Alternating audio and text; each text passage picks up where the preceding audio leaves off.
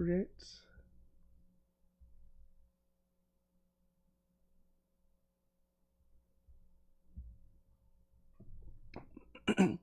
Is this a hypothetical? It is a question. I don't know that it would be considered a hypothetical. I guess it's a hypothetical. There would be other hypotheticals. I see I've got some people in the box. One moment now. I'll bring somebody up.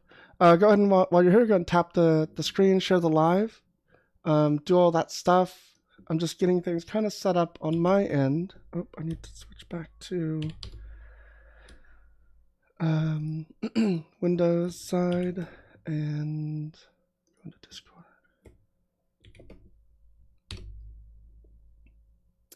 So we're going to start with this little question today and see how that goes.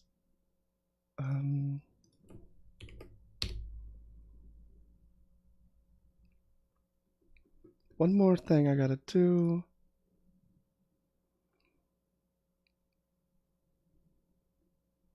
Sin doesn't exist, that's true.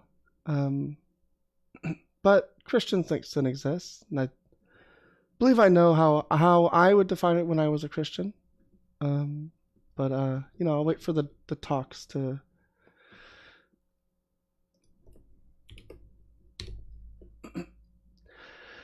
I want to be honest. I want to have good faith discussions. This question is flawed intellectually. Well, that's interesting. It's my question. It's whatever I want it to be. I think maybe you're flawed intellectually, but just my opinion.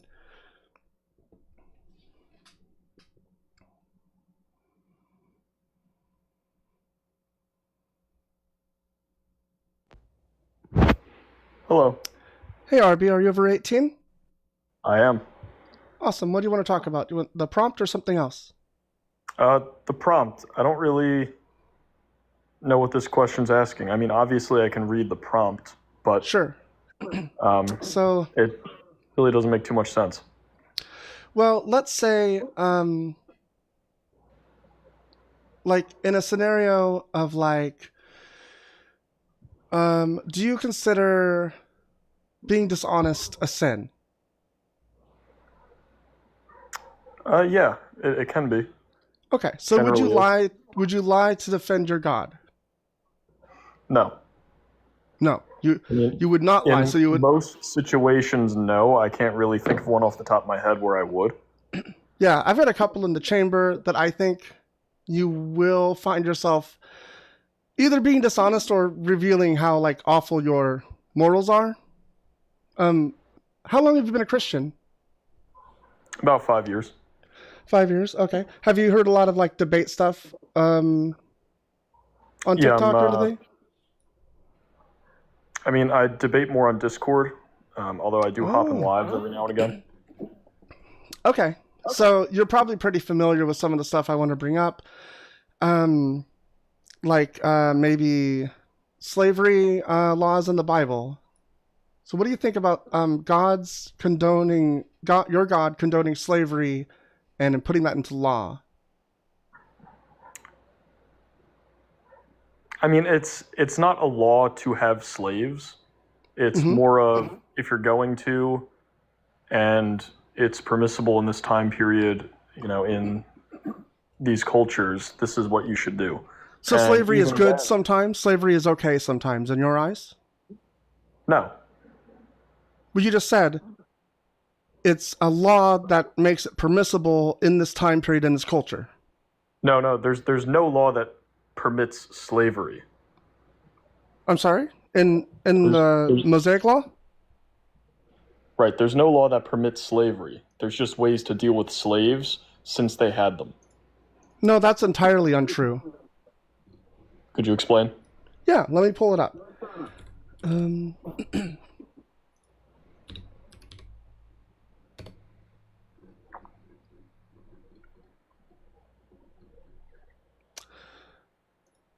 Oh, maybe this is the one. Oh, someone said Numbers 31. That might be it. Well, I was thinking of... Let me see. Let me make sure that this is it. Maybe it is. I know Numbers 31 has something in there. Yeah, here it is. Leviticus. One moment. Let me get the the Bible up on the screen. Let's see here. TikTok's thing is all messed up since their update. Firefox. Okay, so these are laws that God is giving in Leviticus 25, speaking to Moses, right? Lord spoke to Moses on Mount Sinai, saying, "Speak to the people of Israel and say to them, when you come to the land that I give you, the land shall keep a Sabbath to the Lord for 6 years." And he goes on, right? There's all of these laws about what they should do. So just gets right into it. And then when we get down to 44, we talk about slaves that they can own. "As for your male and female slaves, whom you may have, you may buy male and female slaves from among the nations around you. You may also buy from among the strangers who sojourn with you and their clans that are with you, who've been born in your land, and they may be your property. You may bequeath them to your sons after you to inherit as a possession forever. You may make slaves of them, but over your brothers, the people of Israel, you shall not rule one over another ruthlessly." So this isn't about, I gotta hide this or else TikTok will get mad. This isn't about God telling them how they can treat slaves that they already own. This is God telling them how they can acquire slaves and keep them for life and use them. Right, that's a fair point. I'll take the loss on that. What does take the loss mean? You mean that you think slavery is okay sometimes, or you think God did a bad thing? No, God condoned it to the Israelites at that time period. Right, so my question is it okay sometimes to own people as property? Now, no. No, not what I asked. I asked, is just it okay at any generally- time? Is it okay, was it good at any time in history to own people as property? It must have been. It must have been, because Yes. it happened. Wow, see, this is what, okay, so you would not sin, so that's good. You didn't lie, you're being honest, but you're a piece of shit. I'm not I could say, saying I could say unequivocally, no, I could say unequivocally that no person should ever own another person as property, unequivocally, at any time in history. I you don't can't believe say so this. either. No, you just Why said not? the opposite. No, I said God must have had some reason. So God thinking that it was okay, it must have been okay. I wouldn't have done it. You know, there are also Why wouldn't you do it? examples- It's what God wants. God thinks it's okay. Why would not you have done it? Well, just because God thinks something's good doesn't mean I necessarily agree with it. But, you know, it is what it is. Like, there are some things today. Like, I have no problem with LGBTQ plus community. I have no problem with, you know, people smoking weed or whatever. But they're sins. I don't know why. But that's not how I would have done it. You know? Okay, so you do sin against your God. You go against him. You think that he did something wrong. No, that's not what sinning is. Sinning what's the is to miss definition the of mark, sin? right? To not do Right. what your God wants? Right. I don't do those things. No. I don't- The way that you think is a thought crime against your God. You believe something that your God does not. I mean, everybody does. That's the point of the book. Or the collection of books. But you accept it. You say, I don't know why. I think that slavery is wrong. My God doesn't, but I accept that fact and I just live with it. It's very strange. Isn't that exactly how it's supposed to be interpreted? Isn't that No. the I think whole you should reason? look at this. I think you should look at this and say, wow, my God is an awful being if it exists. Why would I ever worship this? Why would I ever follow someone like this? They're a monster. Well, there wouldn't be. You can't really have objective moral opinions without some sort of standard. So subjectively, my opinion can be whatever. But that's true. You can have a subjective opinion that can be whatever. My opinion is that your God allowed for owning people as property. Instead of saying no slavery, your God said some slavery as a treat. So, like, I don't understand why you all are like, that's just how it was. God's hands were tied. And you're like, you follow this thing. You think it's good. Do you I mean, understand that's do you how- understand this dissonance between like what you think is good and the thing you worship? I don't really see any dissonance. I mean, in anything, even, you know, pretty much any story of the Bible, there are bad things that happen, whether these are meant to be literal mythohistory or poetry. These are rules your God gave. Do you believe your God said these things to Moses, who didn't exist most likely? But do you think that these things happen? Do you think it's meant to be taken literally, that these are laws? Or do you think there's just stories about something that may have occurred? I'd say about half of the Levitical laws definitely were meant to be taken literally. But Moses in general wrote probably half and half mythohistory and law. Okay, but we're talking about slavery laws, right? Like, it's weird because you're trying to pivot to this thing about, like, we can't take everything literally and all these things. And a lot of bad things happened in the Old Testament. I'm talking about the bad things your God that you worship did, right? Like, you're not able to track this because of your cognitive dissonance. How is that I still don't see the picture of how that's cognitive dissonance. You're not able to stay tracked on the argument. You're pivoting to other things. No. You asked about Moses. If Moses. No. Literally, if God literally spoke to Moses. Yeah, I know. But the reason I had to bring us back to that is because you started talking about something that's not related to this conversation.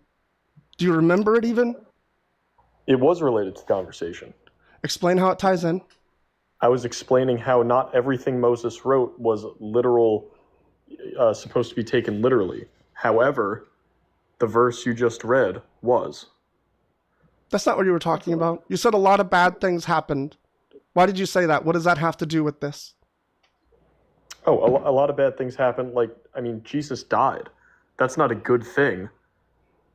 But so your God did a bad thing by killing his son. It was done for a good reason. But it wasn't a good thing. So the ends justify the means. When your God does bad things, it's for good reasons. Your God is evil sometimes because in the end, it will be good? In that situation, yes. Wild. I mean, this is cool because you're really honest. You agree that you follow an evil God, or at least, not all good. No, so that's interesting. I would say doing something bad, if the end goal is something, some numbers time better, then it's not really a bad thing. So slavery, condoning slavery, what was the end goal that God was getting to with this? I don't know. I'm not omnipresent, so. So you do think it was bad, you do think it was for a good reason, but you don't know what the reason is, and you follow the God that gave the law. Right, I think it was bad. I don't know the reason. I don't know the reason for a lot of things. Did you understand my question? Why do you follow a monster? Because I don't think he's a monster. He condoned slavery, and you don't know why. I don't know why he did a lot of things that I don't agree with. Why would you follow someone that is obviously evil? You don't agree with the things they do. Is it for eternal life? Not necessarily, no. What is the point? Why are you following this monster? Because I believe it's true.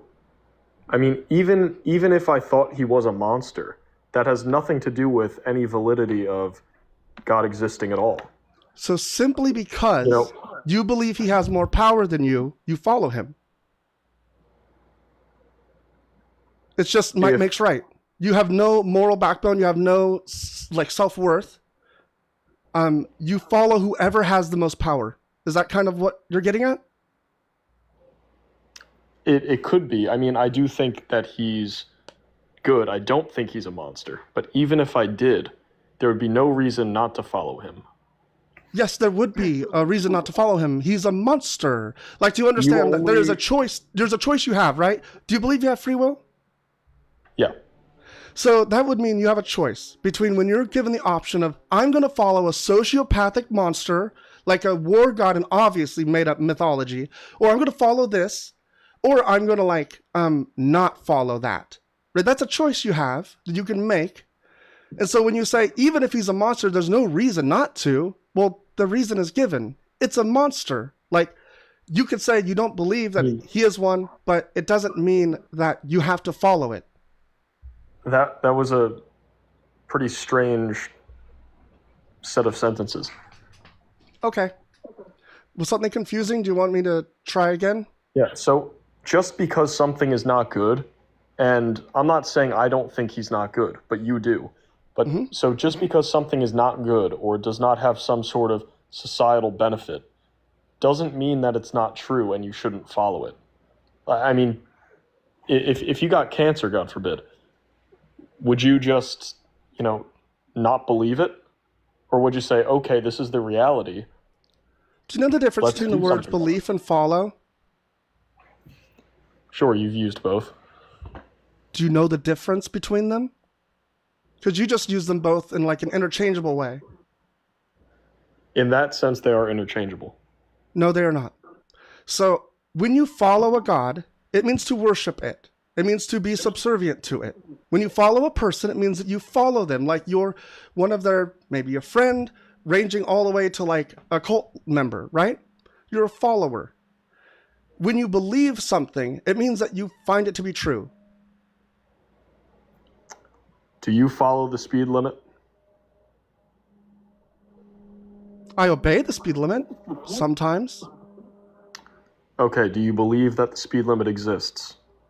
Yep, I believe the speed limit exists, and if I believe that to be true. Okay, that's not worshiping, and you still are kind of guided by it? I don't follow a speed limit. I don't believe it in like the sense of worship. Like you're using equivocation because you're cooked, right? Like you're trying to pivot away into the semantic game because you're a fucking monster and you follow a monster and you can't deny any of it. All you have are like, let's talk about words. I was using both of those words in a similar way. I wasn't trying to pivot. I know that they're not identical. I know that they're not even close. But in a similar way, you can do that with regular laws. Nope. Following a law and following a god are different concepts. Like, this is insane.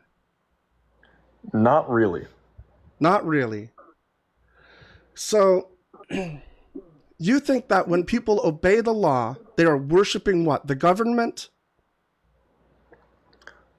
That's my point. Just because you obey it doesn't mean you're worshiping it.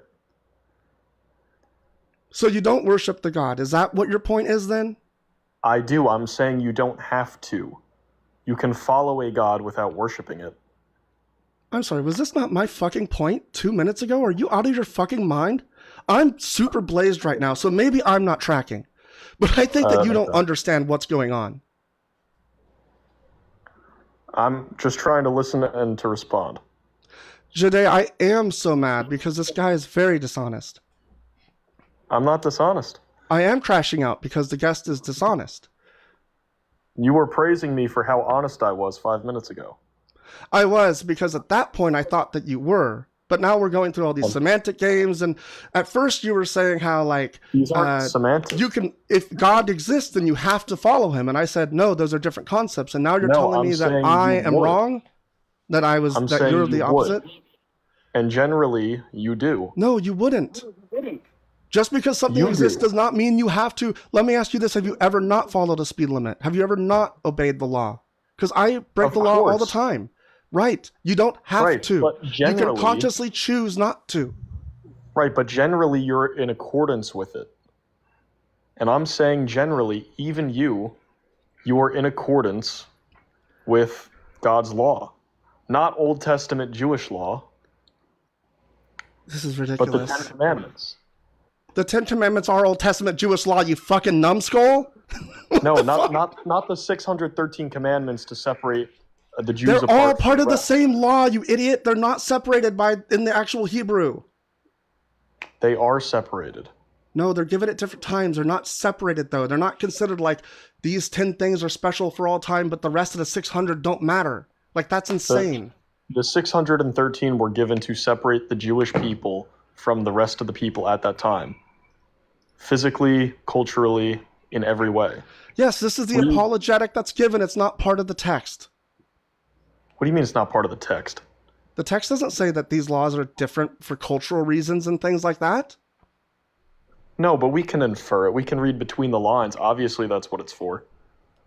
For reading between the Well- lines, you think that God's word should be inferred, not read literally. You think that you should just make up the things that you think it should be about. Oh, sorry, I had a phone call. I missed like the last 30 seconds. It doesn't really matter because this is like a huge pivot.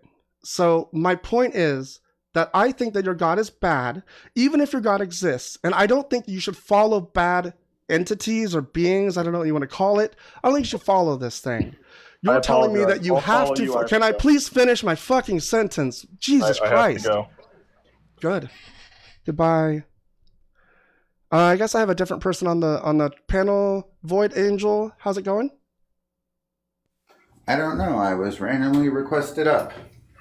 Oh, Shalay, did you send up Void Angel? Probably. I think you're being very disingenuous in the conversation. Oh, okay. Do you want to talk about that? Which part? I don't know. You gave me one sentence, so...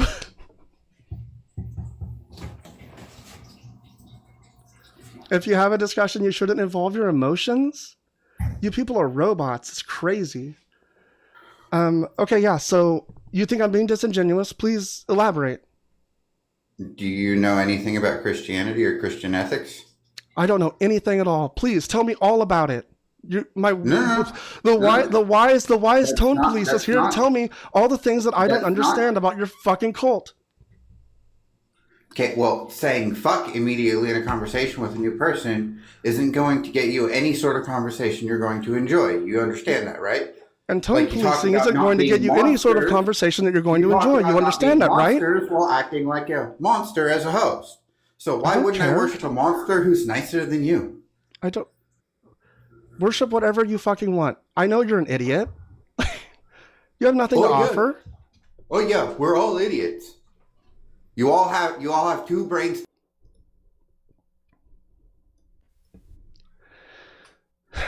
Hi, love. How's it going? Hey, so how long have you been doing this today? Too long for me to be acting this way. Yeah, so anyway, I was just going to ask you, like, what do you have a scenario? Like, what are you picturing that Christians would you sin for your God? Like, what kind of sin? What would you think? What's a scenario, an example? Being dishonest, I think, is probably, I would label that as like a sin. I think like trying to defend the God, even though you know you're doing a wrong thing by doing that, I think that would be like a sin. But it's like really weird because and on one hand, your God would want you to defend him, I think. But on the other hand, like you'd have to lie to do it. So I think it's like a catch-22. Well, right. So yeah, it's a good example because the reality is we're humans. So would you, the question is would you lie for a loved one? And would you then, right? Would you like? Because there was always a gray area, right? So would you personally lie for a loved one? I don't consider it like worthy of death, right? I don't consider lying to be worthy of death. You do. That's the distinction. Lying doesn't going to cause me to. What are the wages of sin? Death. What do you think that entails? You can be forgiven of your sins if you repent, and it's the same thing if you did the same thing. I mean. That's not what I didn't ask you if you could be forgiven. Real quick. So I didn't ask you if you could be forgiven. I said that you think that the wages of sin are death. I don't think that lying is that big of a deal. It depends on the lie, but it's not worthy of death. And it isn't. You're right. That isn't what happens. That's what your God says. This is a fucking cognitive dissonance. Oh my God. Yeah, no, you don't lose your life because of that. You only have to repent. But if you don't repent, yeah, you're not going to spend your eternity with God, but you still have another chance. And after going to hell, you have another chance? Yeah, sure. There's always you're not eternally condemned. I mean, that's the reality of repentance. So being repentant, because just the real quick. So the story of Jesus Christ on the cross and the sinner next to him, the criminal. Mm-hmm. You know, there was I can't remember his name. Christian he said, today you'll be in heaven or whatever. Yeah, and so there we go. He repented right there, and he ended up with God. So Does that's he actually the repent? purpose of that Does story. he actually So the repent? purpose of that story is to show that you are never completely. Can I say the word DAMNED? Say whatever you want. I don't think that. I don't Okay, think so TikTok cares you're about me. you're not condemned. You're not damned, because it's a process of becoming a better person, right? So even if you don't believe in God, you probably, as a good person that you are, go through that, right? Go through which? Sorry. So like if you lied, so say somebody asked you to lie for them and you did that and you felt sort of badly about it, I mean, you yourself will go through a self-cleansing and sort of either apologize for the lie, Mhm. or if it's a really serious one, like you had to lie, let's say they had narcotics, they wanted you to lie for them, right? Because Okay. that's more serious. You could have gone to jail for them, right? Yeah. So that you yourself will go through a process of, oh wow, I won't do that again. That was bad for me. I don't Sure. want to get in that Yeah. situation Yeah. again. Yeah. And Yeah, it's repentance means similar. like to change your heart, to turn around, or something like that, right? That's how I remember it being Ex- explained. So like, exactly. So you'll do the same sort of thing. It's just that you're not looking at it as like, I'm not going to be with God if I keep doing that, well, right? the big I mean, problem because with you don't this. believe in God. Well, the problem is that like I'm also motivated from a different place. Like when I feel that I've done a wrong thing, I feel bad because of the situation that I've done, how I've hurt somebody else usually, right? It's not because I feel that I've offended a God. Like it's insane. And I've talked to people about this and they basically are like, yeah, you repent and then you're done. And I'm like, you gotta like fix the thing you did wrong too. Like repentance doesn't do anything. And so I think cutting out the middleman where you have guilt for no reason, you make wrong decisions to begin with, and then you feel very guilty about them and you have to fix them. Like, I think you should just deal with the consequences and fix them. Don't worry about some imaginary being that wants you to feel bad inside for things that he decided instead of you. So listen, I understand. I hear what you said. I understand what you said. I haven't heard it in a while, but you're right. I don't disagree with you, because here's what happens to many Christians I found. You're right. They become very disconnected from the humanity part. And they're not supposed to. Jesus Christ taught, and even if you don't even believe in God, the lessons are pretty decent, to sit down with the lowliest of the low. And the point of that was to listen to them, right? It was to listen to them. So you're not to be, Well, not all of you're, them. you're supposed to be part of humanity and not be detached and only saying, I mean, the Christians that are always calling everybody sinners piss me off. I was like, would you quit it?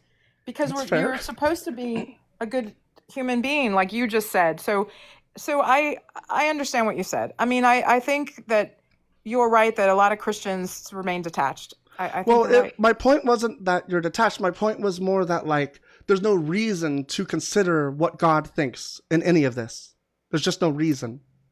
Well, here's the thing. So here's the opposite then of it, because see, if you're a good sounding person. So let's take somebody who isn't so much, that they have there's nothing they're going to answer to. I mean, the reality is for Christians is the That's why we make laws, right? morals. So real quick, morals mean that you are going to do that when nobody's looking, because ultimately you want to be with God. And so God saw it, and God knows what's in your heart. So that's the Well, that's added insane. layer to what you said. Just so you may do the right thing, right? Okay?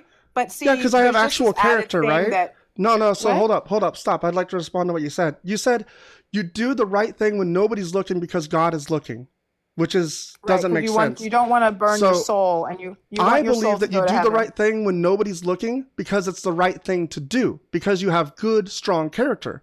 Because if you believe that you can get away with it, that you can just repent, which is ultimately what it is, right? God is always looking, but actually nobody's looking. You'll sin, you'll do whatever you want, and then you'll come back to God and you'll repent, and then you'll feel better about it, and then you'll try to make up with the person and probably do it poorly, and they'll get mad still, and you'll be like, well, I've already solved this with God, so I'm done. I'm sorry, I'm kind of making up a I know whole you're imaginary arguing scenario. for your position, and that you Very don't much think it's straw manning it. necessary. I know I'm very much But straw just manning real it, quick, but I'm no, trying let to me give you elaborate on why I think this is let all me give you the doesn't need to be example. done. I know, I'm trying to get to my point though, that it doesn't need to be done. None of this stuff is That's is your needed claim. there.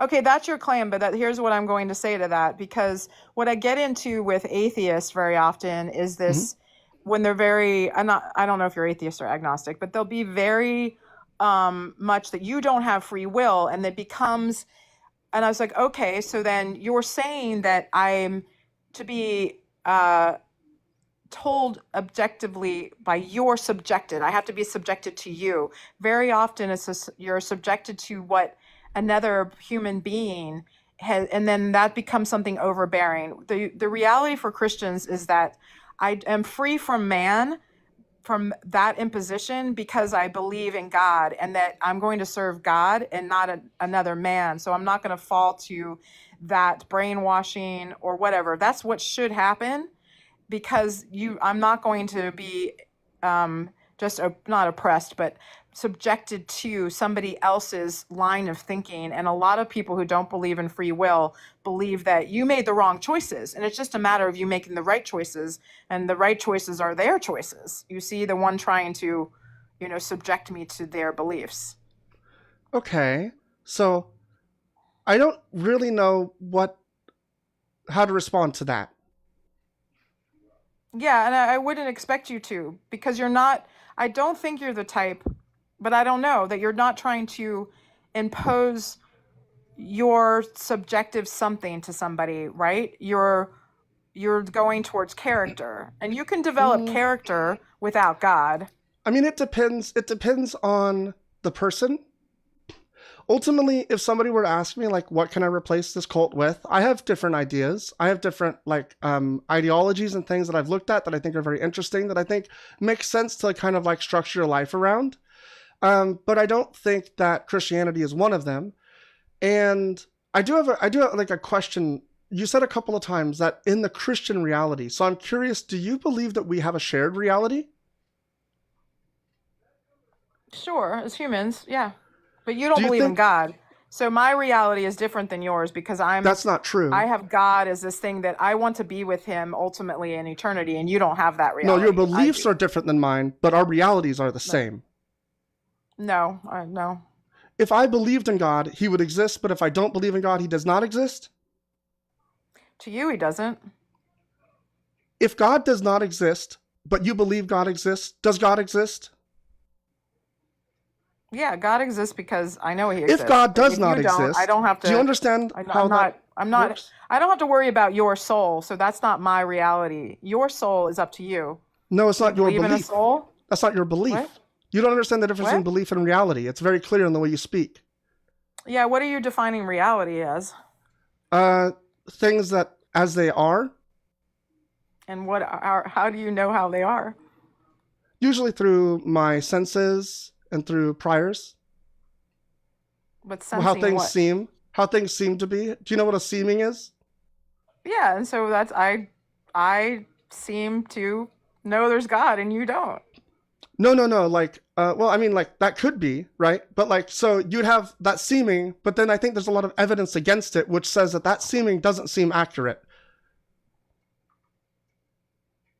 But accurate has changed, right? It used to be the belief that the sun revolved around the earth, but that was not true. Yeah, as new evidence comes out, you drop false beliefs. Like you believe in God, and then if you're presented with evidence that he doesn't exist, you should drop the false belief. That's how it works. You say it Yeah, but I seems that have. God exists, but new evidence is presented, you should then say, well, I don't know that my seeming is correct. I should probably follow the evidence. Well, so, but that isn't, the thing is that that's nice to say, and you're going to try to be definitive. I don't know why you want me to not believe in God. Why do you want me to not believe in God? I think it's a harmful cult that messes people up, messes up society.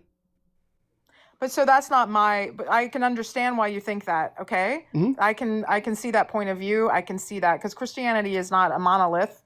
Neither is Islam, neither is Confucianism, and these belief systems, neither is science. It's not a monolith. So I can see why you'd say that. But that's not my experience. And then in my experience, raising children, it's been way easier to have them in, Catholic school. We didn't have to teach them all these morals and they're way better at it than nuns. Now, it doesn't mean we didn't have to adjust and say, don't get near those priests. Don't get me wrong, okay? But the thing is that they had a set of value standards that they taught way more easily that we couldn't have The set of imparted on value them. standards that include pedophilia. Did you just understand what you just fucking said?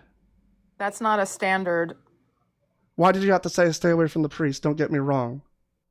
Yeah, because some of the priests, you would know what, I'm not sure about that one. Don't be alone with adults. So, and it would also be for some nuns But priests too. specifically. You don't want your The children. people in power within your fucking cult molest children, and you're excusing it. You're saying, but so let's do just turn a atheists. blind eye. Atheists do too. Atheist cults do We're not too. in a cult. Atheist cults. Yes, you are. You have your own cults.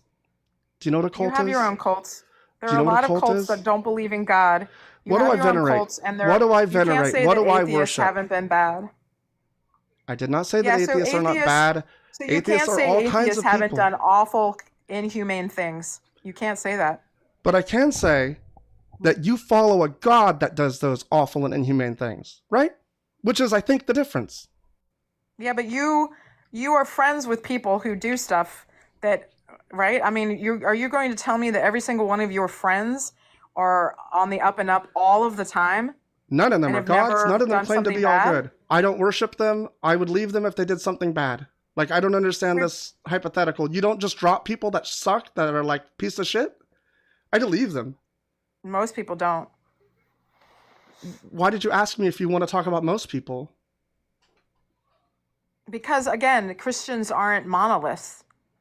And God isn't bad. You're just saying that to because you're using His word? you're just using a tactic that isn't I'm just using the doesn't word of hold God. true. I'm just using the literal word of God that you don't want to believe exists. Pardon me? Do you think it was just for God to kill the infants in when he attacked the Amalekites? Yes. Why would you think that? Because God is just and God knows more than I know, and I wasn't in that situation. I'm But not this going is to go not a back and cult. adjudicate But all this is of not a history. cult. Because But this is then not a your cult. ancestors, are you white? I am white. Yeah, so let's adjudicate your ancestry and then put that on you. I don't worship my ancestors. I'm fine with saying they did Then bad stop things. being white. I can't. It's how I was born? Exactly. Not exactly. You can stop believing in this, right? You understand Why? that, right? Why though? It serves me well. I know, because you're a white supremacist. Is that correct? No. No? Are you a fascist? No. Because it serves them well as well. Do you understand that? Fascists believe in the state over the individual, and the state is not God. They want you to follow the state, the statist, the leaders, not them. Even Adolf said, "Follow me, not God." And That's an atheists, interesting again, you take can't- when I you asked a can't question play that has game nothing to do because- with that. Yeah, Do you because believe that Stalin also wanted Christianity me- upholds white supremacy and fascism? Do you believe it does or not? Do I believe what? Christianity upholds fascism and white supremacy. No, Why don't you believe that? because Christianity is not a monolith. That doesn't mean that the people in power aren't using it the way that it's intended to uphold white supremacy. So atheists did what to people in the past? In the name of what God? It doesn't have to be in the name of anything. It's what the end of atheist rulers ends up in. Millions and millions. Can you tell me? Can you tell me the Ten Commandments of atheism? Nobody can outdo the result of an atheist ruler. Nobody. There's not a Catholic. There's not a Muslim. There's nobody can outdo what Mao, Pol Pot, Stalin, Lenin, and all of them. There's nobody can outdo what that kind of thought process and belief system resulted in. Nobody. So to be without God, I say, is more conducive to man's inhumanity to man than being a Christian or even a Muslim.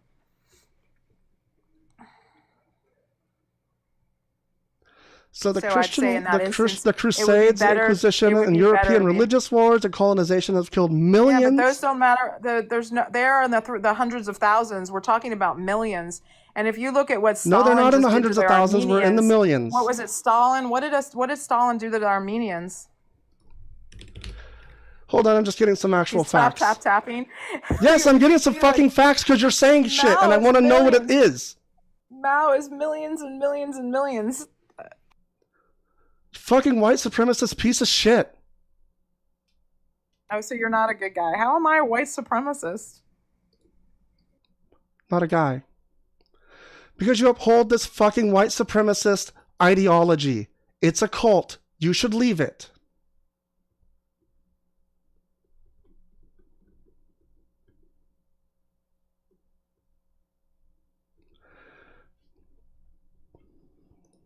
Do you notice how they pivot to bigotry as soon as you start pushing back? You start like trying to actually engage.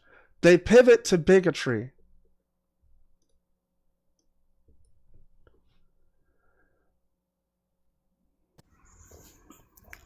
Oh, yes. How's it going? Is it Amen or Amen? It's Amenhotep. Amenhotep. How's it going? All right, yourself. I like the way you dealt with that, but I haven't been a Christian for about 38 years. And don't miss it one bit. The psychology and the psychopathy of Christians and the cultism of Christianity. You can go round and round and round. There's no frame of reference. There's no argument that you can put toward these people where they will see the incorrectness, the injustice of the very belief system they say that they gain from. Even though and what really stood out when you mentioned the Amalekites, God commanding the children to be killed, and she said she's okay with that. You see, if you look at a world war or look at what's going on in the Middle East, you can equate that to that. That's the reason why they feel the way they do. They believe it's divine authority and permission by the God, or whoever that God or them gods are. It's by divine authority that they can go and murder, slaughter, in the name of believing in a God, millions of people throughout the ages since this belief system has been on the planet Earth. And they're okay with it. As long as they one day in eternity be able to sleep in the tranquility and in the presence of this God that they believe. It just blows my mind. But I used to be one of them. Me too. Yeah, it's wild. I don't know how I justified it. It's just, and not a few times that, now she mentioned something about atheists, the atheist rulers. She can't point to no atheist rulers. She can point to people that were atheists.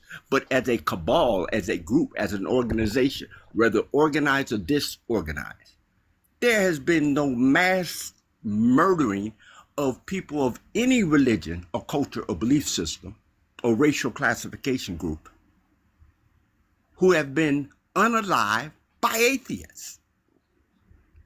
Yeah, it's not as though, if a person in power is an atheist, it's just like the same as if a person in power is a Christian. It's not necessarily that the Christians are doing these things, although if they're doing it with the justification of Christianity, then it is, right? The atheists have no justification that they're propping it up with because there's no ideology. It's just a lack of belief.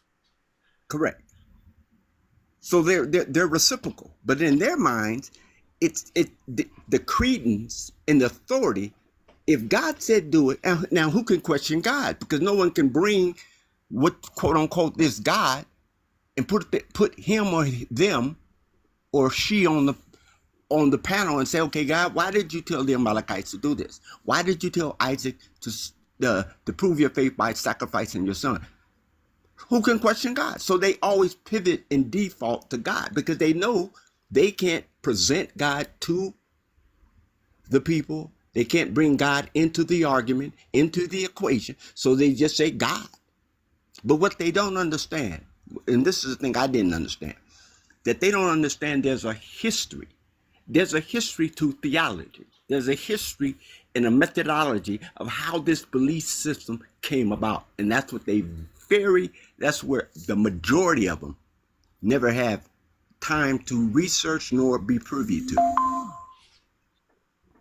So it wow, when she said that, it didn't shock me. It just jolted me because these people believe this about war. They believe this about who should live, who should starve, who should have unrestricted access to education, entertainment, politics, sex, war, religion, labor, and law. They believe that based on their belief system, and this thing about as long as you're forgiving and you still always have a chance, you're going to always get a chance to make it in. Yeah. Even after you're off the planet Earth. I really just, I think it's more of a critique of myself that I was that deep in this rabbit hole. That's what blows my mind. That I'm like, damn, I used to think like this. Yeah, But I do some of this for that reason, is like a self-reflection, trying to figure out, like, why would I ever come back to this? Why would somebody believe this? It's very hard to find the reasons. It's maddening. It's maddening. I think it's, as far as I'm concerned, it has been one of the most contrived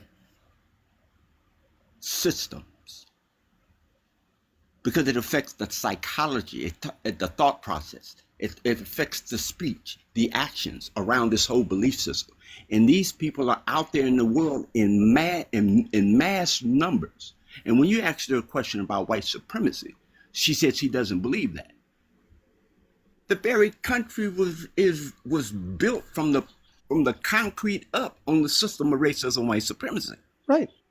Using the Christian Bible. Yeah, yes. But it's And just using the very Christian clearly Bible. there. Yeah, and it hasn't changed. But when you point this out to them, they either pivot to, well, it's God. God can do whatever he wants. God can use whoever he wants. And I'd rather see God do that than allow an atheist to fly on a plane. It just so idiotic and illogical. It literally just defies reasoning. I'm not going to take up much of your time, man, but I just had to get in here. And this, I run into this all the time. I have members of my family who are still caught up in this cult, and they don't believe it's a cult. They believe it's a choice. It's what we've been created and called to do.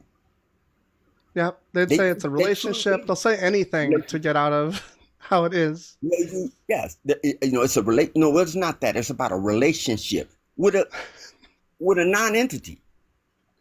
Yeah, with an imaginary friend. Yeah, like, it's having a personal relationship with Christ.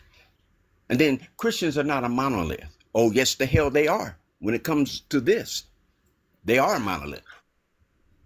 Yeah, it's pretty interesting because it's like, to say that you're not a monolith, but you say all of the same things. That, like, I think the only thing that she said that was surprising was that we would get to repent in hell. That's a crazy take, but okay. I mean, like, I don't think there's anywhere in the Bible that supports that. But and that, and nowhere is that that is not even in their own dogma and doctrine stated. You get this one last parachute, and if you miss the mark, you'll be able to pull that string again. Even in that doesn't make no damn sense. Okay, Sarah. I just wanted to get on here and say my little 2 cents, man. But keep it up. Well, it's actually ma'am or madam or something like that. Madam, okay. That's cool with me. Ma'am. Okay, so keep on doing the work, because I give them hell. I give them pure hell. I use a very doctrine against their illogical rationality, and they still will come out like duck on the water's back and say, well, but that's God. He can do that, right? That's God. He can. What are you talking about? So but this is, but it's frustrating, and it's but it's on its way out, because I hope so. It's on its way out because the curtain has been pulled back. We know who the wizard is, and we know that the boogeyman is not the Tin Man or the Scarecrow or the little cowardly lion, or even the little dog, Toto. We know who the wizard is. All right. Have a good one. Okay. See you. Good one, man. All right. Thanks for coming up. Later. All right. Okay, I wanted to take a quick break. Thank you to Schley and Caroline for the gifts. Buddy Cries, Kin and Paper, the Heart Me's, and the Tiny Dinies. Yeah, thank you all for being here. It's been a pretty cool live so far. I'm not really hitting my goals. My goals are to be like, to listen more and to be in good faith. And I think I'm slipping a little bit on these things because of the pivots that people keep doing, and it makes it hard to talk to them. I did want to talk about some of the stats. So I just did it through AI, so maybe it's not entirely true, whatever, but it's probably fairly close. Great leap forward, 45 million total excess deaths. Huge loss of life. I don't believe it was done under any kind of like, because of atheism. So I don't really think that it means anything in regards to like, you know, atheism versus Christianity. Stalin did have an atheist communist regime. And so I would say, as far as, you know, a state run apparatus that is suppressing people and restricting religion, I might give it to you that you could take those deaths, right? As a loss for atheists or something, this weird false equivalent or false dichotomy between atheists killing people and Christians killing people in the name of their God. But I can almost see it in the name of the no God under that take. And that's 10 million at the high end. Pol Pot, 1 to 2 million. Actually, it says commonly 1.5 to 1.7 million. Okay. But then you get into things like slavery, 10 to 12 million people transported. Colonial conquest, indigenous population collapses, tens of millions depopulated across the Americas through disease, warfare, slavery. The Crusades, low millions, 2 to 3 million. Spanish Inquisition and other inquisitorial persecutions, thousands to tens of thousands, executed over centuries. European wars of religion, millions dead in Europe. 30 Years' War alone devastated regions. So, I don't know. I just wanted to follow through on the stats that I found. I think it's a stupid argument. I don't think that there's like a clear winner when people die. I don't think there's any winner. I just wanted to follow through and say, I agree. People have killed people in the past. Some of them have been atheists. Some of them have even been anti-religious or anti-theist. But I do know that religion has killed people in the past because of their beliefs in the things that they think, right? Like their own ideology. Like if you want to come and attack communism versus Christianity or something, that's one angle. That's an angle because that's an actual ideology. I don't think the ideology of communism says a lot of things about like stoning children for disobeying their parents, but you know, maybe you have some source on that I'm not familiar with.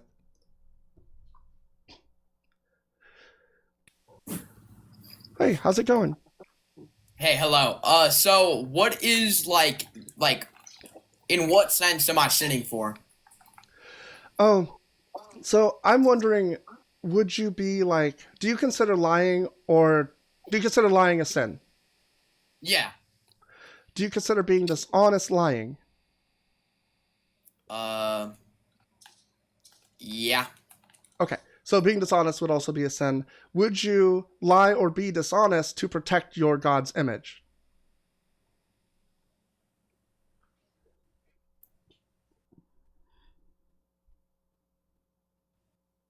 I don't know. So like who is dementing his image? Who is dementing it? Like what like why do I have to prove that he's like why do I have to prove like I guess what I'm saying is I don't really understand like what your viewpoint is here, like like, why do I have to protect their image if I believe that they're good? Mhm. I Go on. I take other people's beliefs in, and I try to understand them, but like, like, my opinion is different from their opinion on. One second. Let me just think about what I'm gonna say here. Sure. So like, you're trying to so other people believe different things in an image of someone else, but I believe a different thing than they do. So like, I believe Jesus Christ is our Savior. I believe he's good. Someone else could think, Jesus Christ is like horrible, like this, that, and this. I believe that, like, my opinion is that I believe that he is good. I don't know why I have to protect his image if I know what I believe is correct. I don't know why either, but Christians do it like all day long. What? Right? So like if I were to show you something in the Bible that showed that God, the God you worship is not good, you would still defend it as good. You wouldn't say, well, he is actually not good, but that's okay. You would say, I defend this God for what he did. But there is nothing in the Bible that says Jesus Christ is bad or that God is bad. Like, that is completely irrelevant. Well, it's more of like Jesus what do Christ. you believe Jesus is Christ was a bad, man. right? Jesus Christ was a man. Do you think that Okay, you slavery cannot- is always bad and wrong? Do you think slavery is ever acceptable? Owning people as property? Well, that's a different belief system than that. I think, personally, slavery was a bad thing. Was it always? Is it always bad to own someone as property? Yes, it is always bad to own someone as a property because your body is a temple. That is said in the Bible. It does say that, but it also says that you can own people as property. When does it say that? I'd like to, Oh, sure. Let me... Yeah. Leviticus.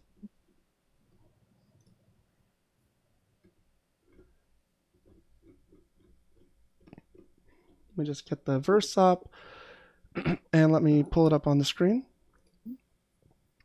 Okay, Leviticus 25:44. As for your male and female slaves, whom you may have, you may buy male and female slaves from among the nations that are around you. You may also buy from among the strangers who sojourn with you and their clans that are with you, who have been born in your land, and they may be your property. You may bequeath them to your sons after you to inherit as a possession forever. You may make slaves of them, but over your brothers and people of Israel you shall not rule, one over another ruthlessly. So this is actually the old version of the Bible. The new one, which is what I go by, a lot of people still go by the old one, like saying, like, oh, gay people is bad, blah, blah, blah, blah, blah, whatever. Like, in the New Testament, it is okay to love who you love. In the I New know that Testament, is it wrong to that own isn't people as really- property in the New Testament? That's not in the New Testament. Yeah. Jesus and God never come out against slavery. In fact, they seem very for slavery. They talk about it a lot in like analogies and parables. They talk about how you should consider yourself a slave to Christ and you should not complain. And here we have laws that your God gave, the unchanging God, same God from the New and the Old Testament, the same God that is Jesus, giving these laws that say you can own people as property, doing a thing that you said is always wrong. You do not need to follow Christ. He invited people to follow him. He never forced it upon anyone. Even though he is the creator, he never forced it upon anyone. He said you can believe who you So want is to believe. slavery always wrong?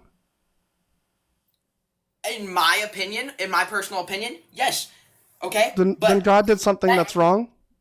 What, huh? Then God did something wrong. God, why? He condoned slavery. He said, do Maybe- the thing that's wrong. He said, that's okay. Here's how you can do it. Maybe I think that's wrong. Okay, Yes, maybe God I thinks think it's right. You go against God? all right. Let's view this in this way. Let's view this in this way. Say, you know, you lie to your mom. Okay, you lie to your mom. My mom's She thinks dead. that's wrong. Like, huh? My mom's dead. I'm sorry for I'm just That's okay. using an example. I'm sorry for your loss. Yeah. But I'm just using an example here. I lie to somebody, sure. I lie to like a relative or a close person, I guess is what you're getting at. It was fine. Like I'm just fucking. I mean, she is dead, but I don't. It's not like it's been a while. Maybe they got a call or something. So I want to point out. I think so far our guest has not been too dishonest. My life is gonna end. I gotta line up this puzzle piece really quick. Hold on. Except that they said that slavery is always wrong. But then they said that God condones slavery, and they haven't really explained yet, like, why God did the wrong thing. So I'm trying to figure that part out.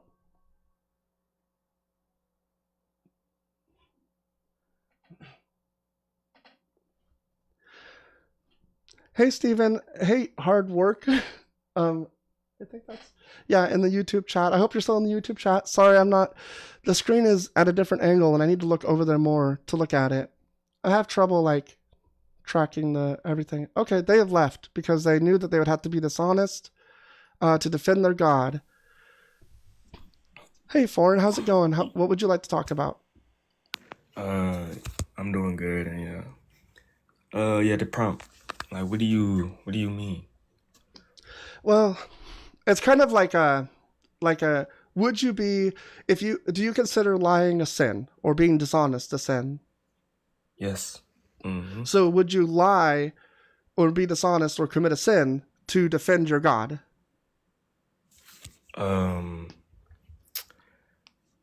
If I were to commit a sin to try to defend my God, I wouldn't be doing it. Even if I'm trying to defend him, I wouldn't be doing it because that he doesn't support that method of trying to defend him, you know.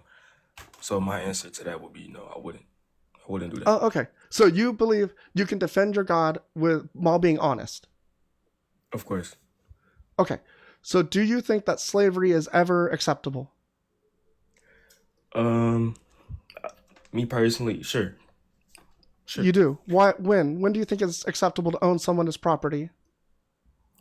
You know, I don't think anything would be wrong with it if you're just taking care and, you know, not abusing these slaves. Yes. So within the Bible, the Old Testament, God do pushes, I'm pretty sure he does. I'm not really aware. I got to get my Bible, but he does push slavery. But if you were to do wrong to these slaves, I think he made a rule against this. You would be punished. So Well, if you're not doing any, you said what? If they die, you're punished. If they recover within a couple of days, as long as it's not like their eye, or their teeth that you hit out, then you won't be punished. I won't. Okay. So, but like, yeah, in basic terms, I just think that if you're not doing wrong by them, you know, treating them disrespectfully, things of that nature, Right. etc. As long as they recover within a couple of days from the beating you gave them, it's totally good. That can be one of the, you know, exceptions.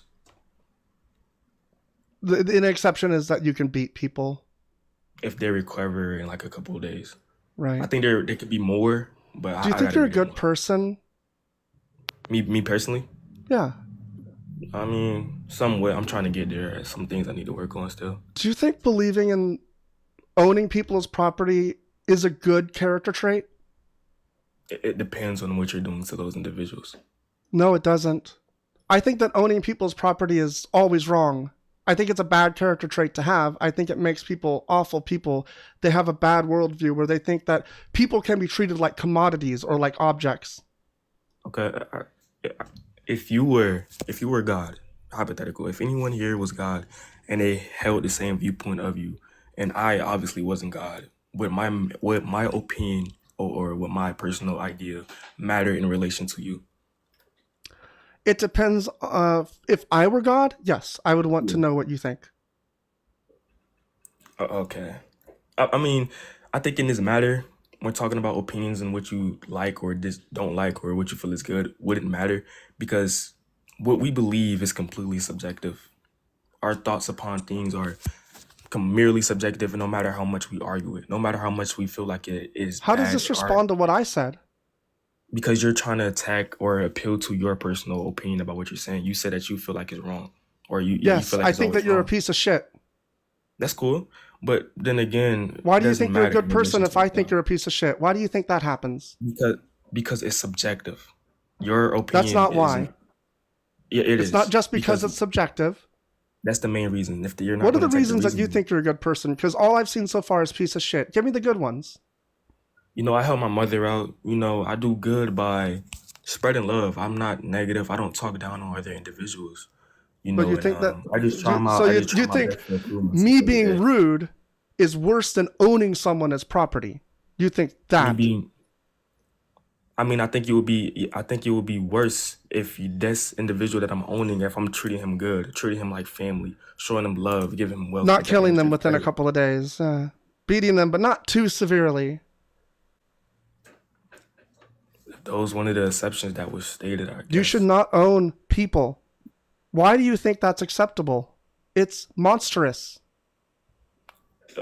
Does God Do you push understand what being slavery? owned by someone means? You told me Sure. being using them as property. You told me the definition. Yeah, I it understand. means chattel slavery, right? Being used as You property, said being what? owned as farm equipment. Sent out into a field or sent out into a factory to work for no money. You're restricted where you can go, what you can do. I mean, You're beaten that's probably daily. that's one of the types of slavery. That is slavery. That's one of the types. That is As you stated slavery. before, the last individual, you said that God pushes us to be slaves to Him. Well, obviously, when we look at His commands and the things that we should follow, it isn't conveying a message that He should beat us daily. We should work very hard to do these said things. But rather, when we look at the commands, it's pretty much good things. Showing Pretty love, much. being graceful. I don't Being worship graceful. gods that are pretty much good things. But you don't have to worship God directly. But I'm pretty sure during your daily life, you still follow His commands. No, What do you think? So you don't. I follow my you own don't. beliefs. Your God doesn't exist. So Whether the commandments in the Bible align with something that I happen to do doesn't mean that I'm following it. Do you understand that? you're not following it directly. Yes, I understand that. I'm just saying Right. there's a It correlation. has no impact on me. I don't worship your God. I don't I don't care about other idols one way or the other. I don't That's have good. to respect my family or my parents. I don't have to Cool. always be good. I don't have to not steal. I don't worry about, is this wrong? I can look at the situation and decide whether or not something is right or wrong without appealing to some old script from 2, 3,000, 6,000 years ago. It's insane. Yeah, I done the same thing, but what matters is if my ideas on the matter is completely relevant at all. And I Right, told because you, you always submit to authority. That's the point of the cult. I submit to somebody that's more powerful than me, all Yeah, knowing, authority. who have way more knowledge than me, which I think that's a valid reason to submit to somebody. I want to learn. I want to become better. So I don't think it should be a bad reason to even support somebody that ultimately knows more than anybody and knows what's best for you in every possible situation. So if I'm just appealing to my own ideas and say, hey, I'm just going to ignore what he's saying because I don't believe he exists, it's completely irrelevant or completely disingenuous to me. I don't get it. Sure. So you think you follow God because you said because he knows what's best for you. Does that include the slaves? You said what? You follow this monster because you said he knows what's best for you. Does that include the slaves? Does he know what's best for the slaves? Yes, he's all knowing. So was slavery best for slaves? Possibly. I don't know. For me to answer Possibly. that question, I must be all. I Wow, must dude, also you're know what's best for out of them, your but I don't fucking know what's mind. best for them. Why don't you Okay. reflect on this? Have you ever thought about how your beliefs impact what you do? I question the Bible every single day. Have you ever thought about how your beliefs impact what you do? Yes, make me a better person. No, they don't. From what I've known from the past few days, I've been more relaxed, more calm, more loving, been patient to just rest the anger. So see anything wrong as of now. But then you say that people can be owned as property. I don't care how your demeanor is. I think your actions, the things that you say, the things that you believe, those are the things that matter, right? The things that you do. And if somebody were to, I don't know, say, put slavery on the ballot, I feel like you might vote for it because you're a piece of garbage. Is that all? Yep. Yeah, it just goes back to the first point. Like, what you think and how you feel about it doesn't matter. And there's different types of slavery. Slavery doesn't always have to be seen as a negative thing. Yes, that's Owning people as normative property is a as this negative day thing and all the age, time, full but stop. I'm sorry, Foreign, you're out of your mind. Owning no, someone is wrong. Owning someone is wrong. Like, I get that you think if you're treating them there can wrongly, be yes. some magical good kind of slavery where it's actually like you're all just one big happy family, which is actually like, that would be fine. It just wouldn't be slavery, right? You call it something else. Do you think unaliving somebody is wrong? Most of the time. Probably all the time. I'm not sure. Exactly. It's contextual. So when we're referencing these words, they're contextual. But I don't think that So slavery is contextual. That's via what I'm what? telling you. No matter of fact, it very much Not is all moral contextual. things are contextual. And I think Like, slavery is something that I hold very strongly is always wrong. It's just there's no good reason for it. hey, that, and there's no point of arguing which definition would be more true or relevant here, but if that's how you feel, It's not an argument about I definition. The definition is owning people as property. If you can't accept that definition, then I guess you just don't understand what slavery is. I told you I accept the definition, but it doesn't automatically, that Then we're definition not does not discussing the definition, are we? Yes, we are, because I'm referencing the entailments and what that could mean in the context of it. When you reference the idea of owning somebody as property, again, I told you that doesn't always have to refer to the idea that you're owning them in a bad sense. You're treating them badly. What's the good sense So, of I mean, owning yes, someone I as mean, property? hold on. Obviously, you think that owning them as property within itself is bad, but if we're going through that route, I guess we just disagree in that sense. But we can end it Yes, here. I think everyone is entitled to it was personal nice autonomy. having Why do a. you disagree? You said what? I think everyone is entitled to personal autonomy just for being a human being. Why do you disagree? What do you mean personal, like autonomy? Do you mean like ideas and all that? No, autonomy is like the ability to do your own actions, to like be in control of your life. Exactly. So, I mean, we should be entitled, meaning that we should, favor our own opinions over others, Nope, our own actions. not what I said. I didn't say anything about opinions. That's I'm what I saying mean that you by should be able that's to where be free. There are some instances where I think maybe you have to be removed from be society. Maybe free. that's jail or Okay. something. But I think freedom is the most important thing in life. Owning people Well, I believe as I have property freedom is follow. antithetical to freedom. Do you understand how it is? I believe that I have freedom following Christ. Can you track? I can track very much. What did I ask It's, you? you said that it's following or owning somebody as property. Does that mean that the individual has freedom? I can track. I I said, told I you. think that freedom is antithetical to owning someone's property. Do you agree? Um, Can you be owned as property and free? I gotta think of it. Let me see. It depends. Can you give like an example? Because Someone is a slave and they want to be free. Are they free? okay, hold on. Are, are you? I got a question for you. I don't know how to answer your question. I think this was like sum it up. But if you want me to answer your question first, I'll try my best to. But are you a slave to your own ideas and all that? Nope. I'm not owned by any person or any idea or any concept. I'm not owned by something. So what do you think it means to be owned? To be considered property, to be used. You don't consider yourself property and to be used by you? You don't Used think by you're the one me? that you don't think that you're the one that's controlling your actions and choices? That's a very complicated question. I think The that answer is ultimately yes. we do not choose our own actions. I think it's So you like, think everything is predetermined? I am a You hard don't think determinist, but I mean, I think that's kind of okay. like not relevant to the point, right? It was because I was going to just say you was a slave to yourself. Therefore, you believe that you don't even have freedom yourself. Right. You're just using like, you're just using the wrong word, like the wrong sense of the word. Yeah, I don't think so. Yes, you're using it metaphorically. Yeah, I don't think I'm using it in the wrong sense at all. It's called a reductio. But if Do you if we're think just gonna saying that argue, I'm owning myself is the same as someone else owning me is a reductio? I think it Do you can be think used that's a within the same. reduction of my view? Yeah, yes, because you believe that owning somebody else will be some sort of bad thing, Yes, owning But someone else. I never said taking your own actions. In fact, I said that having autonomy is good, which is what I believe you're describing. again, I don't think My own again, actions. I don't think autonomy matters. That's what I'm saying. So it doesn't that route doesn't matter to me at all. I told you I believe that's subjective and it's completely irrelevant towards reality. So yes, you can go to appeal to that route, but then again, I already skepticized over It's that route. the argument I'm making. It's not an appeal to a And route. I'm You're and not I'm tracking. putting the argument and I'm putting the same premises within question. So when we put premises into question, it's your job to explain why they're sound. Do All you right, let me give understand it to you. Let me give it to you in a syllogism. Go ahead. And I want go ahead, go.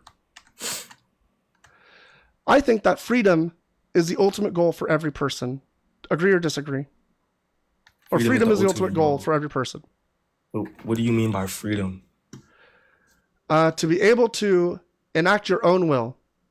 So what if people define freedom differently? I don't know. It sounds like you do.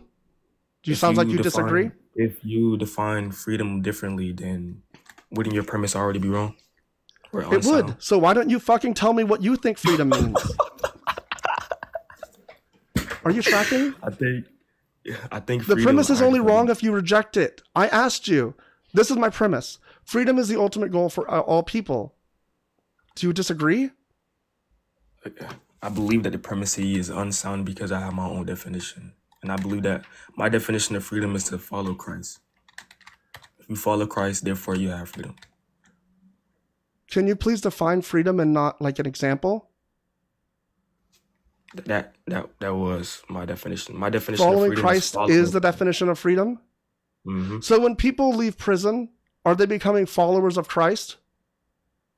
I don't think that when they leave prison they're free. Are they less free when they're in prison? I mean, are they less free? No, they're at the same level. If they're not following Christ, there is no change in freedom. Okay. Well, you're very dishonest. There's just no reason to continue talking to you because it's insane. If you don't understand the difference between, I'm sorry to keep going, Billy, we'll talk in a moment. If the last guest didn't understand the difference between like physical freedoms and like spiritual and metaphorical shit, and that's the problem. They just want to argue semantics the whole time. Billy, how you going? Billy the goat. How you going? How you doing? I'm good. Cool. What do you want to talk about? Yeah, I was gonna ask. So,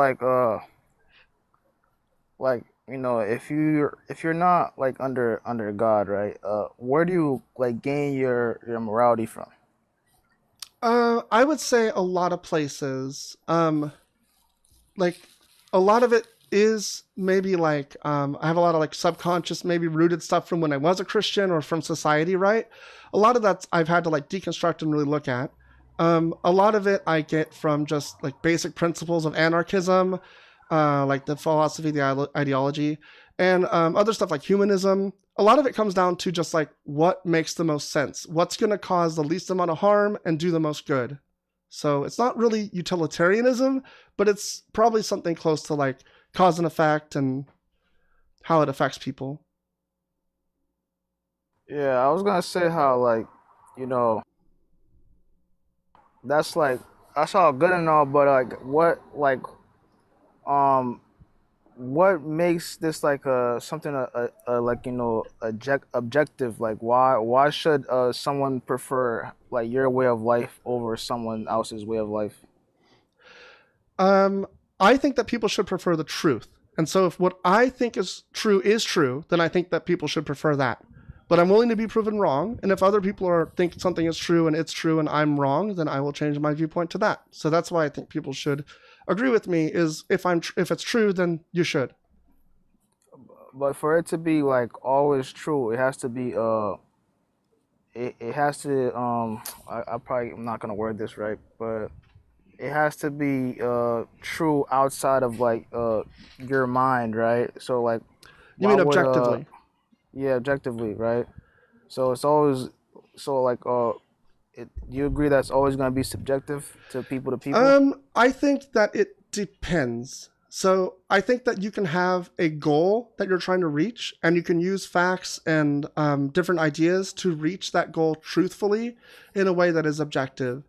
But I don't think that it's always clear cut what the facts are that should be included or what things should be used to reach that goal. And I think that's where it gets very subjective, right? As to what you think would benefit towards the goal. But I do think that there is some objective way to get to the goal. Yeah, I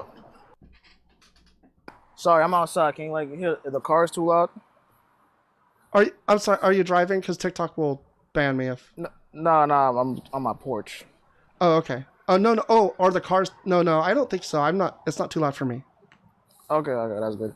Yeah, I was just gonna just say my view on it, but essentially, like not causing harm to others, without like people inherently, like majority of people inherently have this like thought like if I wouldn't want it done to me, I wouldn't do it to others like instinctively. But if we don't have like an objective truth behind it, it's mostly like our feelings, right? And why would why should people prioritize like my feelings or their feelings like over mine, Mm-hmm. So So what do you have that's objective, though? Because I haven't been able to find any objective morals. yeah, that's why I would say like that's why people use God as the like their objective morality. Like if God created everything, like His rules are final. You know what I'm saying? Like what's the word? Damn. But basically, like you got to answer to God at the end of the day, and like you know what I'm saying? Sort of, but that's sort of just a might makes right sort of thing. It doesn't mean that the morals are objective. It just means that God decides. But if if God exists, He's the author of everything. So like the reason why you think not being harmful to others is not a good thing is because he set it up like that. You know what I'm saying? So without Him, like you wouldn't have no like way of the thought process of thinking that. Well, I just disagree. Do you think that God ever does anything that I think would be bad? If it's off of what you think, it's that's your opinion. That's not necessarily a bad thing. But you just said that my morals are influenced by God, that the reason I don't like things is because God doesn't like those things, and that I wouldn't be able to make that call without God. But now I'm saying that I don't like things that God does. No, I was saying more like the standards of morality would be more of like what God lays out. But what does God lay out?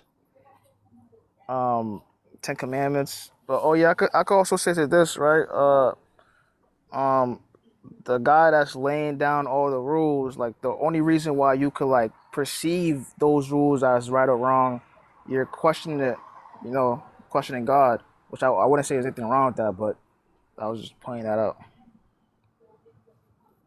Right. I mean, I've heard this argument. I just think it doesn't make any sense to say that I can't do it simply because God or without God. It's just like, prove it. Like, I don't understand why that would be the case. Yeah, I'd go towards the towards the route of since God is all knowing, right? Well, He has knowledge of everything. So there's a good reason that I can't fathom right now in my finite body that things are the way they are, right? Because like we see, we got gravity, we got a whole lot of systems that work.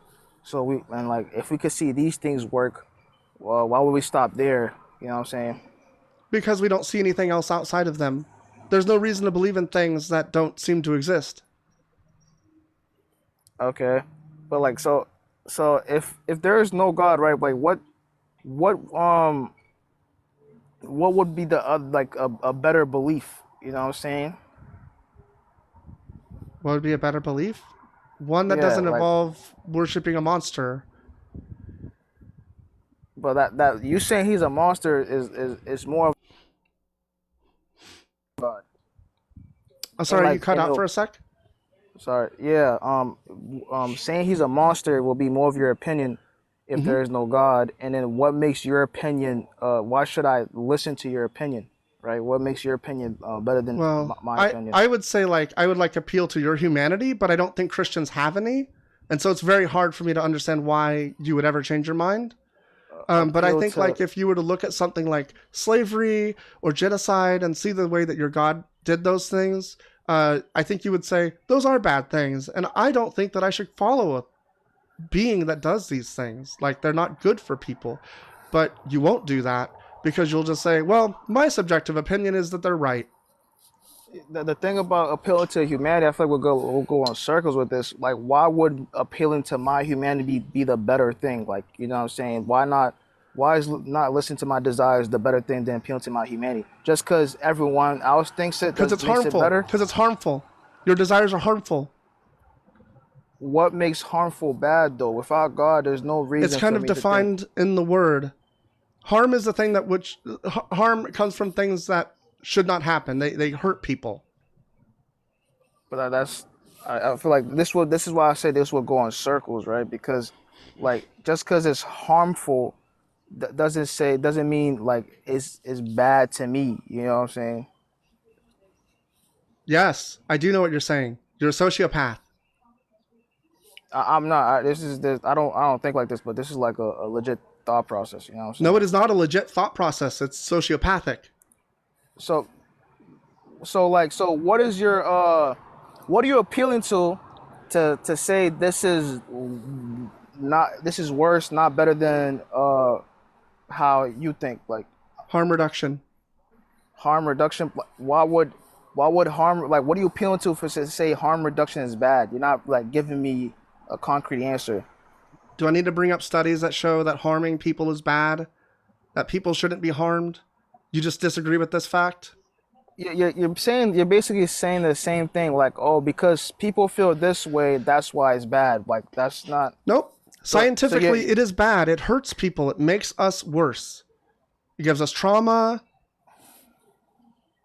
So because a group of people did some testing and said it's bad, that means it's bad. That's what you appeal to. I base my opinions on facts and evidence. So yeah, so you- I'm sorry that you- I'm appealing to the scientific method. I understand that Billy the Goat is incredulous of science because Billy the Goat probably has, can I guess, high school degree, or was it even lower? So I'm not gonna bother to answer that. But so basically, know. you're appealing to some sort of authority, right? Like because you're not doing the test yourself. So you're appealing to some type of authority. So like we're technically like on the same boat. But I'm you not just appealing think to an you'll- authority. Do you honestly think that harm is good for people? You're saying harm because scientists said so. That's authority. I'm having an argument. I'm having a discussion with you, and you're being dishonest. Can you please try to track? I asked you a very specific question. Do you disagree with it? Do I think harm is bad? Yeah. Do you think harming people is wrong? Yes. If you don't but not for understand, the if same- you don't understand the definition of harm, I'm just going to drop you because this is just going in circles, like you said. Yeah, it is wrong, but I don't appeal to the same authority as you for why it's harmful. Oh, right. Why is harm bad in your view? Well, yeah, one, it like, seeing people do get hurt, I can like have empathy and look at that, but I feel that God put this empathy in my heart. That's why I believe that. Okay, so you're saying that it's wrong to harm people because it makes you understand that it's wrong to harm people because God put it in your heart that it's wrong to harm people. But when God harmed Yes. people, was that wrong? No, because it's God. Right, exactly. So the empathy does nothing for you when you want it to not do anything for you. So I appeal to reality where God isn't involved. And I know that I have empathy because of evolution. And I understand that in some ways, maybe it might be an unjustified reaction to something. But most of the time I can look at evidence and I can look at science and I can look at the reality of the situation and decide this person is being harmed. We should stop harming them. These people are in harm. We should stop doing this. We should do something to stop it. It has nothing to do with God. It has nothing to do with appealing to a higher power. Like, you got to do better than this. Well, so essentially, right? You're saying that It's I think harm is bad because of evolution. Because chemicals in my brain are fine to make me feel bad about this. Like, And then I talked about science and evidence and facts, and you yeah, stopped that's the listening science because of it. you want to build a That's the straw s- man. The science of it is chemicals Nope, are that fine is not in your the science brain. of it, you fucking dishonest piece Wait, of so shit. Can you please where do you feel not this? Do you straw not man feel this my in your position? brain? Do you not feel this in your brain when something bad happens? Do you not feel it in your brain? Where do you And then feel I it? compare that to what science says is happening. What do you think science does? It studies the brain. That's like neuroscience, maybe. Science is there's a method, right? The scientific method. And so we can tell when people are harmed that there are bad outcomes because of the scientific method. And so we can refer to all kinds of different harm and then look at the different outcomes that we see through scientific method process, through papers and research. It has nothing to do with the chemicals in my brain. I was only telling you that's how I believe the emotions begin, how I believe the empathy is, right? You said it's God. I'm saying it's evolution. It has nothing to do with science. Like, you need to fucking track. The only reason you could perceive it as bad is because things are firing in your brain to say, "Oh, this is not good." Without your Yep. brain, you wouldn't be able to do that. Yep. Or if your brain not doesn't work functionally like Yep. like other people, Like a you sociopath wouldn't like you. exactly you wouldn't be able to So- track that, right? So at the end of the day, so- your brain is firing chemicals to make you feel this because of evolution. And then I look at the research that tells me whether or not the thing that I think is actually harmful is harmful. And I say, oh, yeah, it is. I understand why I felt that way. It's because it is actually harmful. Or look at it and go like, oh, I didn't understand that you had to get the needle shot to be able to get the vaccine, right? I didn't understand that. I thought they were just stabbing them with needles. But it turns out I looked at the research and it turns out that they're giving them a vaccine and it's not harmful. So I'm humble enough to say that we're honestly on the same boat. Like we appeal to some type of authority. Yours is just science and scientists. Nope, I'm not appealing to authority. I'm having a debate with you and you need to please track. Stop trying to straw man me. Do you understand what I say when you're appealing to something? You're appealing to something like that's you believe that's higher or more. An appeal to authority is a fallacy. Don't say the words if you don't understand what you're saying. So okay, you're appealing to science, right? You said that earlier, right? Sure, you could say that I'm making an appeal to like the scientific method. It's not a fallacy.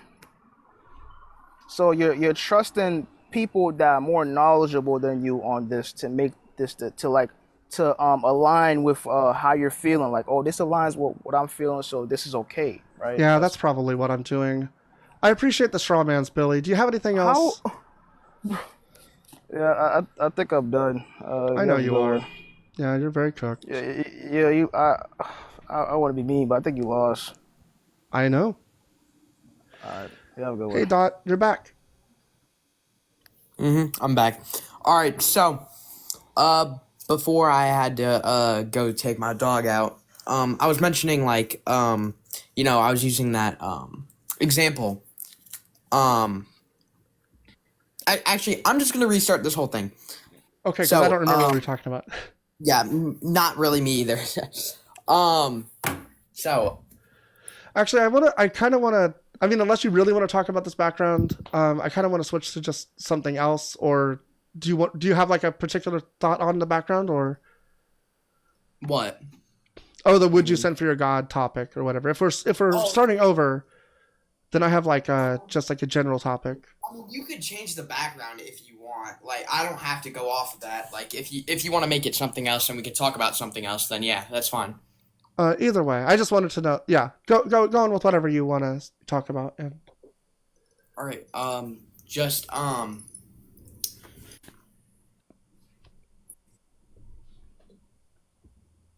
right. So I'm gonna go off this background. You're saying Christianity makes no sense. That is your opinion. You have an opinion. My opinion is that I believe that Christianity makes sense. I believe that Jesus Christ is real. okay, Okay. can you show me how it makes sense? How it makes sense. There's countless studies on it, as you already were mentioning, studies on evolution, like that kind of thing. There's studies done on it. Okay? Even how like scientists, like certain kind of scientists dictate some things like, like the chemicals in your brain. But there's scientists that believe in Jesus. but they did a lot of things. They did Well, that is many actually, other. you're making a couple of fallacies already. That is an actual appeal to authority, to just say like, well, these scientists believe in Jesus, so therefore Jesus is real. Or to say, scientists did things and therefore Jesus is real. That's a genetic fallacy. That's saying that the source of the good things they did was Jesus, but it doesn't actually prove that it was. All right, so I was making a point by saying that I'm not gonna go out here and be like, oh, you believe in scientists, you believe in evolution. I'm not 100% sure of your beliefs. Like, I can't like make a proper evaluation if I don't know what you believe in. Do you just not believe in anything? I have a lot of beliefs, I guess. It depends on what you mean by believe, and I'm worried that we were discussing this last. I can't remember who I was arguing with about between the difference between belief and following. But anyway, I have a lot of beliefs, I guess. As far as gods go, I don't believe any gods exist. So yeah, I am an atheist. Okay. I'm not gonna sit here and be like, oh, atheists are bad. Like, everybody should have love. Everybody should be like, everybody should be kind to each other. That's in fair, that sense. yeah. I agree with that. Yeah, I don't do I'm it not super gonna, great.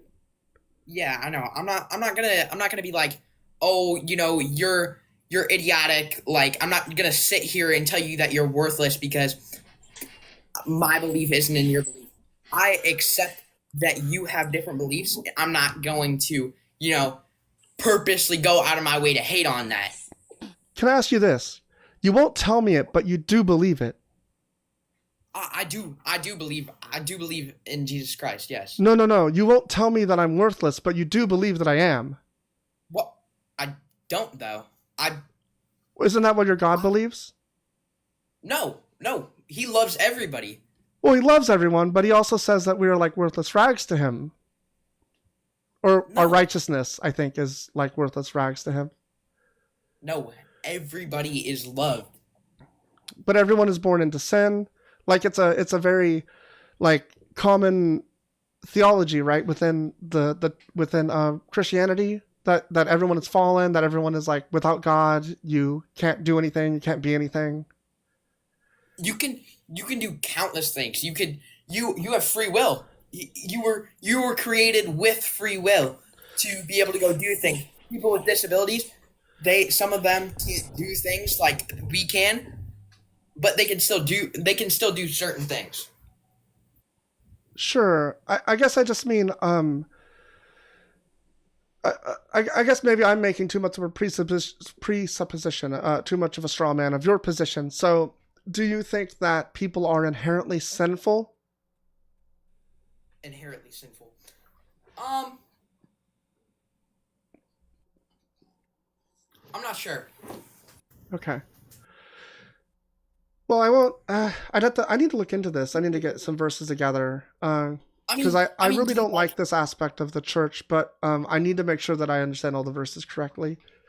But it is usually the common belief that we're all broken and fallen, and without God we can't be good people, essentially.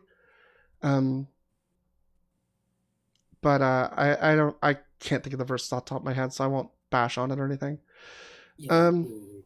Like as a Christian myself, I don't know like absolutely everything about Jesus. I can't be like, oh, I'm a philosopher of it. Sure, yeah. But, no, I mean, like, yeah. I don't know everything about this. I know enough about it to know that it's not very good. Like, it did a lot of harm to me when I was in it, and it took me a while to realize that harm, and that I think other people, like, I used to have this kind of like live and let live attitude, because I was like, well, if it's not for other people, they'll just get out eventually. But it changed like the way that I viewed the world and myself in ways that I'm only now kind of figuring out and fixing. All right, so did Christianity as a whole hurt you, or did the people around you hurt you? That's part of the, I will say Christianity as a whole, but it also includes some of the people around me. But that was part of the reason that I didn't feel For a long time, I just thought like, well, maybe I'm like upset at people or something, or there's a lot of different things, right? For a long time, I was agnostic, thought that God existed, just stopped talking to me. But ultimately, I can distinguish between being hurt by a person and understanding the ideology that I had taken in that like changed how I thought about things, right?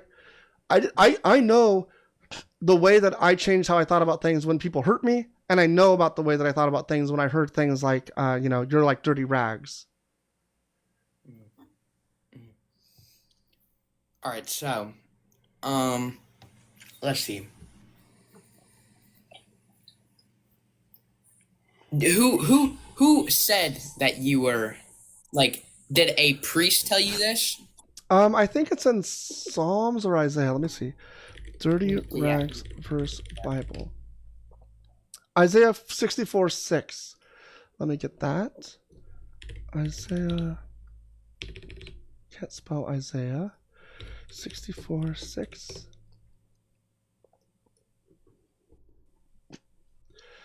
So, let's see. It says, "We have all become like one who is unclean, and all our righteous deeds are like a filthy cloth. We all fade like a leaf, and our iniquities like the wind take us away."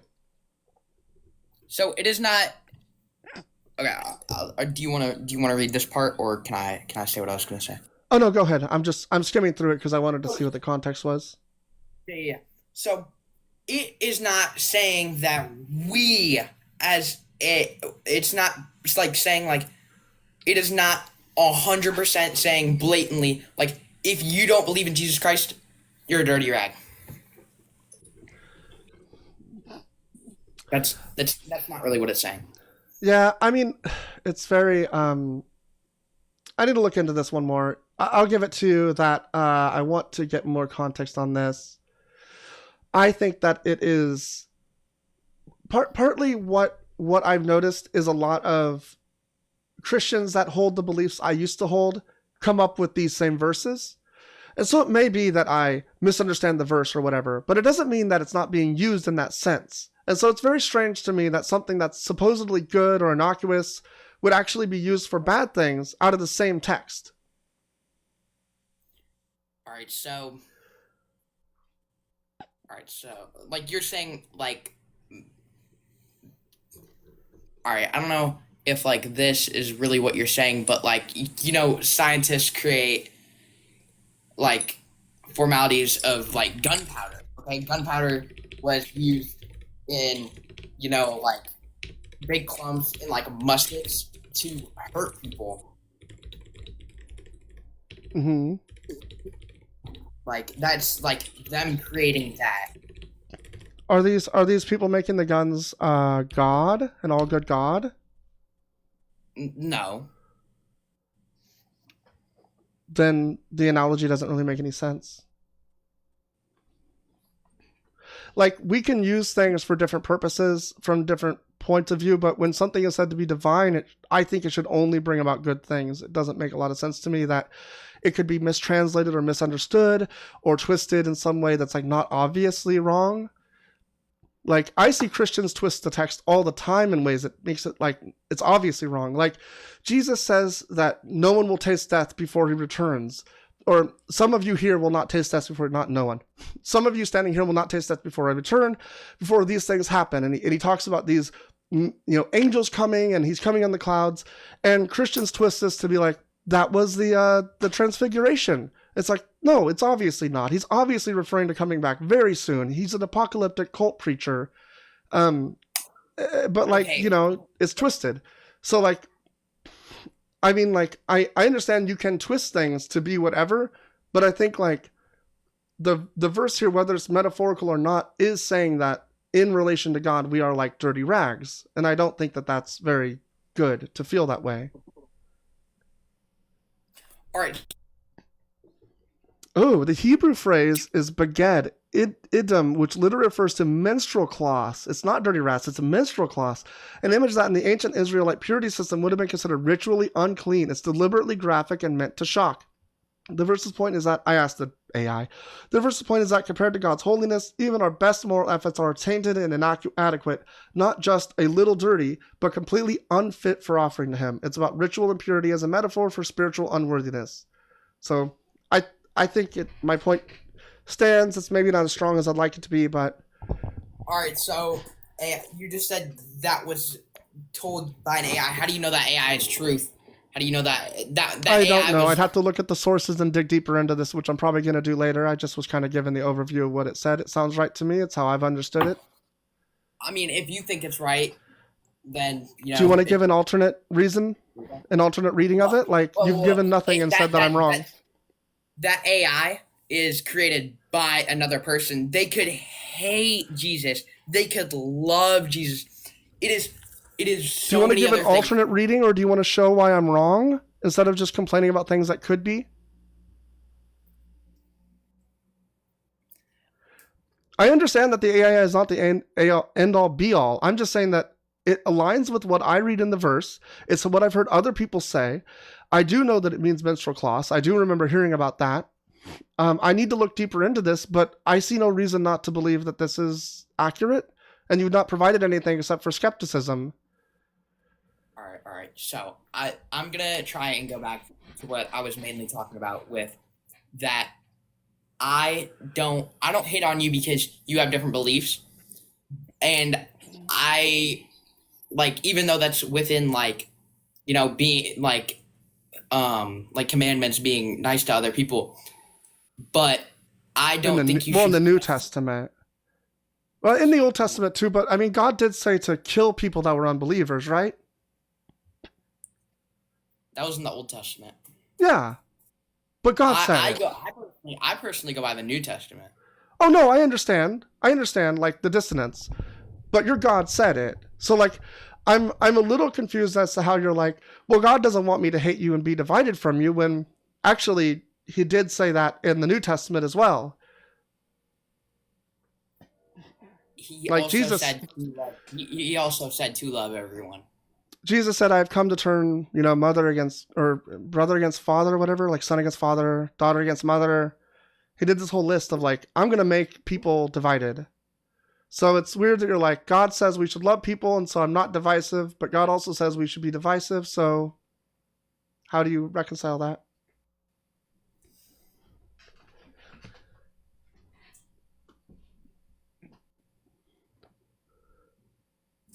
I'm not 100% sure. Fair enough. I can appreciate it though. I understand what your point is that you're not a hateful person. Yeah, And like I get that. I understand that there are things in the Old Testament that my God did say that like did. Yeah, but New Testament, like I personally follow the New Testament. I don't follow the Old Testament. I as a person am not the whole religion. No, but you follow the God of the Old Testament. I do follow the God of the Old Testament. So but you the do Old follow the Testament Old is Testament. The Old Testament is different from the New Testament. I follow the New Testament. I don't follow the Old Testament. Right. Well, you don't follow the laws that Jesus said to follow, but you do follow the God, and the God said that you should own slaves. It'd be okay to own people. He said we should do a genocide a couple of times. Like, I think that the problem that you all have is you think that God doesn't exist anymore. You've somehow disconnected Yahweh from the God you worship, and you just think there's just Jesus. I do think there is just Jesus. Like, I think Jesus created everything. Oh, so Yahweh doesn't even exist anymore.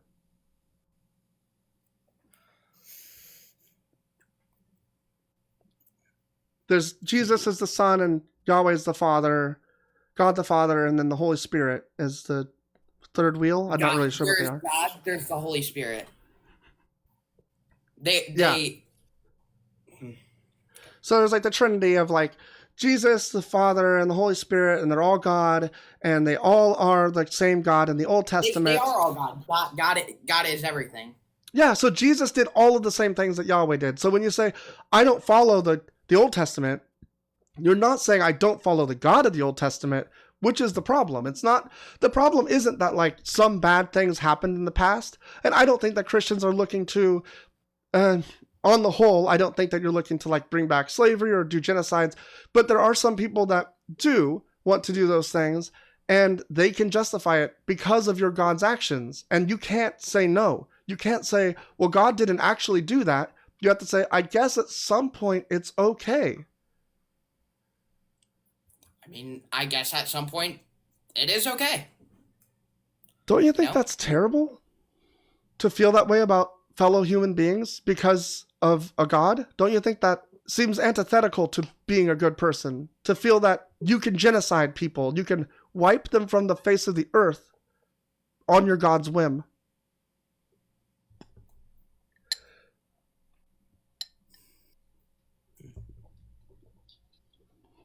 Well, I guess it was a plan. He said he would get the Amalekites. He just waited 400 years and wiped them out. So I guess I wouldn't say it's a whim, but it was definitely like unjust to genocide a people generations after generations later. They had nothing to do with what the previous people did. God didn't say, go in and convert them. Go in and show them the truth. He just said, attack them, kill them. All the children, all the infants, all the donkeys. I don't actually really think he said, oh, like, he didn't, in those words, he did not be like, oh my gosh, go kill these people. He didn't say that. He said it he didn't say even that exactly. He said it in different forms. How do you mean? I just said what I mean. Right, but he did say that exactly, so I'm like, I don't understand. It's in his word, the words are there, they're exact. He didn't say it in different forms. He said it through the word that you believe is his God, is his word, right? First Samuel. This whole conversation has strayed away from what I was trying to get towards, is that you shouldn't hate on another culture, or not another culture, another religion, because you don't believe in it. I'm not going to sit here and hate on what you believe in just because I don't believe it. Okay, it's just tone police. It's just tone policing. No, it's not just because you believe something different. It's because those beliefs cause people to take actions that are bad.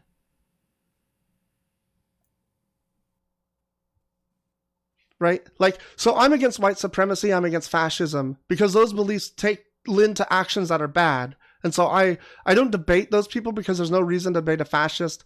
But I also just really can't stand those kinds of people.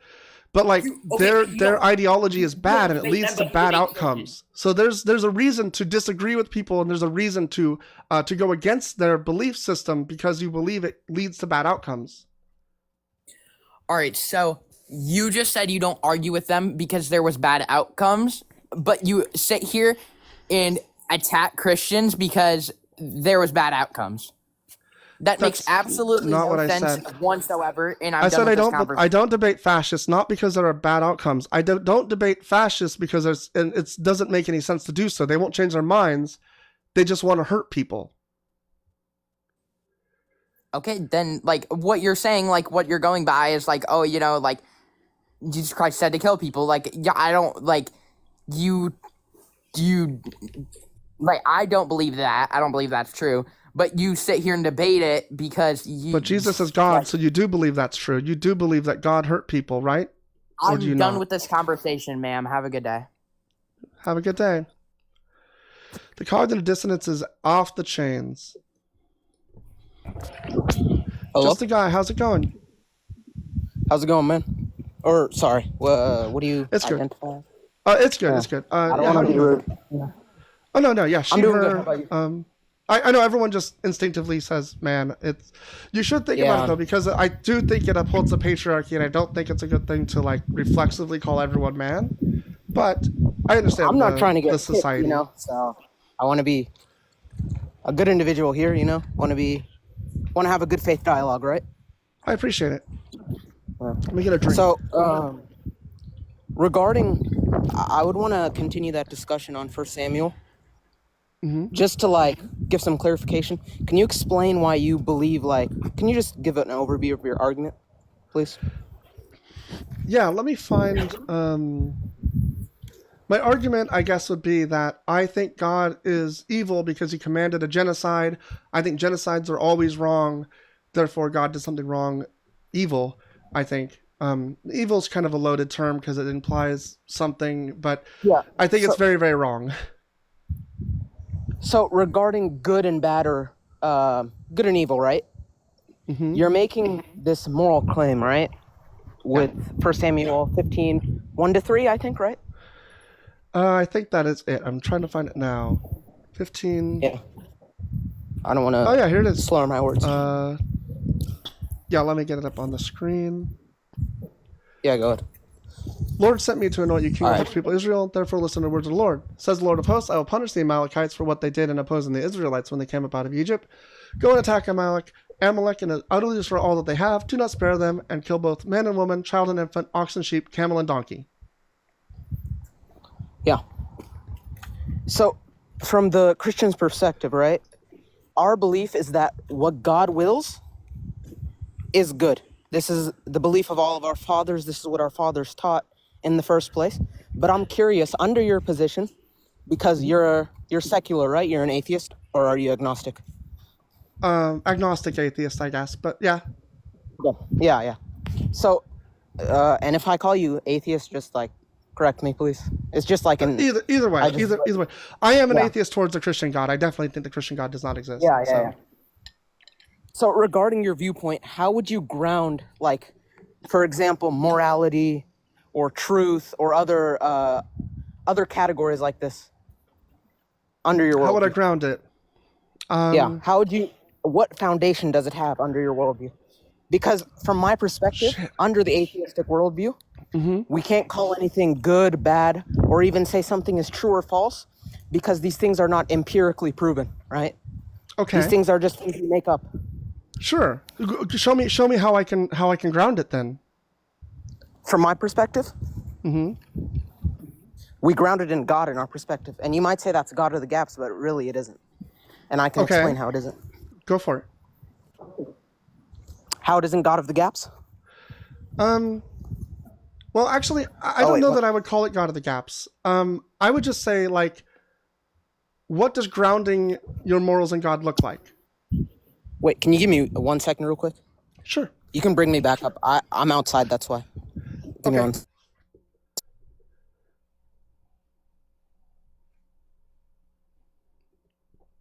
One moment. I think they'll be back in a moment. Hey, I appreciate everyone here. If you could subscribe to my YouTube channel, I have a link tree in my TikTok you can get to get to the YouTube. It's the same name, so if you search for a pink and blue shark, you'll find me there. I need like 50 people, and then I can start like doing super chats, I think, and stuff like that. And I'm gonna do a lot of like other videos. I want to do more like commentary stuff and really work on that. So if you could subscribe to YouTube, that'd be great. And give the guest a few more seconds.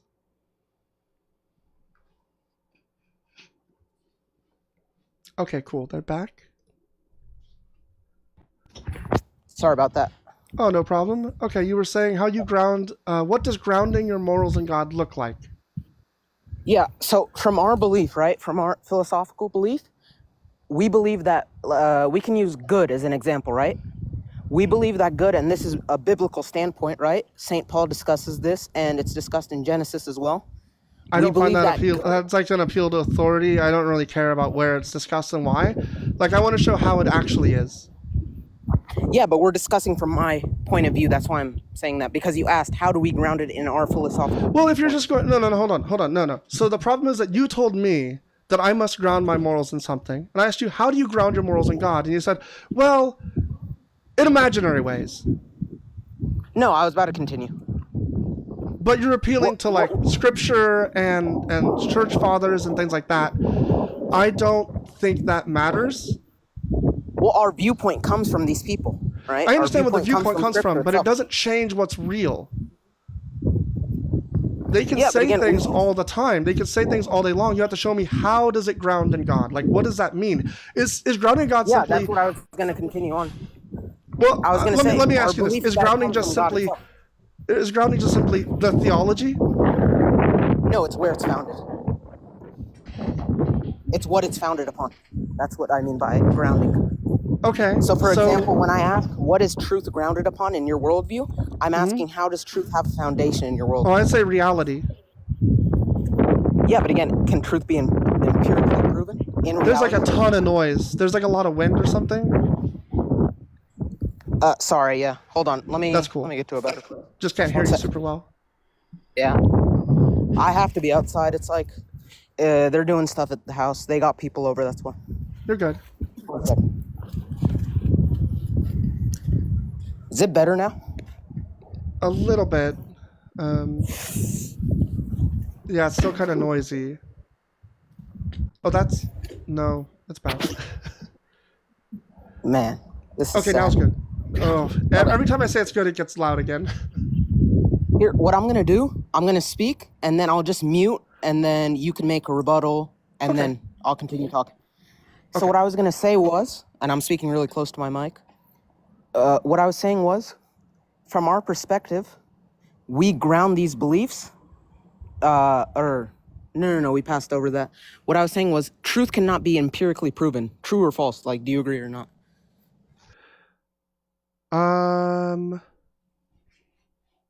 And by empirically, I mean like physically proven, as you know, yeah. I think so, because I think it ends up slipping into solipsism eventually. Like, Sorry, can you repeat I cannot prove that reality is real. If we take a presupposition that reality is real and that our seemings are mostly accurate, then I think that truth can be empirically proven. But once you get to a certain point, we can't go further, and it becomes impossible. So I guess I would say no. Yeah, like with truth, for example, and many skeptic scholars, they write about this topic, right? Can you hear me? Because I don't see can. the blue thing around my... Okay. Yeah, many skeptic scholars write about this topic. What they say, and I'm not just saying, of course you have to believe them, I'm just saying the general consensus is that, well, we just believe these things, we presuppose these things, we can't really prove them.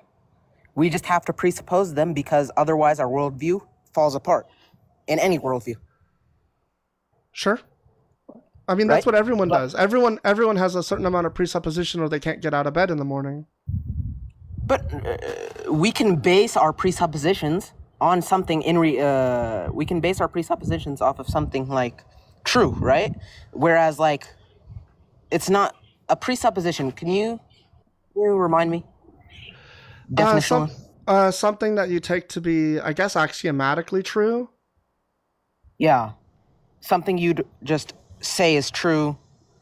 Well, it has to be like it can't be any other way. It has to be. Yeah. So from our perspective, we'd say that these presuppositions are just grounded via God, meaning these presuppositions come from God. Like, for example, with truth, we believe that truth comes from God. Or with morality, we believe that morality comes from God. So whatever God tells us to do is good, just automatically. Well, you're just making more claims. But I'm saying under the atheistic worldview, right? How would you ever ground it other than saying, oh, well, it just happens? And No, boom, be grounded in that's just- reality, I think. Yeah, but again, can you prove it in reality? Well, you Can can't you prove show it in it in reality. reality? You can't prove it in reality. So how do you know it's true? You don't know what's true. Like, you're making this argument, but you're not showing me the opposite, so it doesn't matter. No, I'm saying this is the most logical viewpoint to take. No, it isn't. Because there's no other way to go. Because what I'm saying is, okay, here, for truth, for example, right? No, hold on. I'd like to, you said this is the most logical way to go. I'd like to say why I think you're wrong. Yeah, go ahead.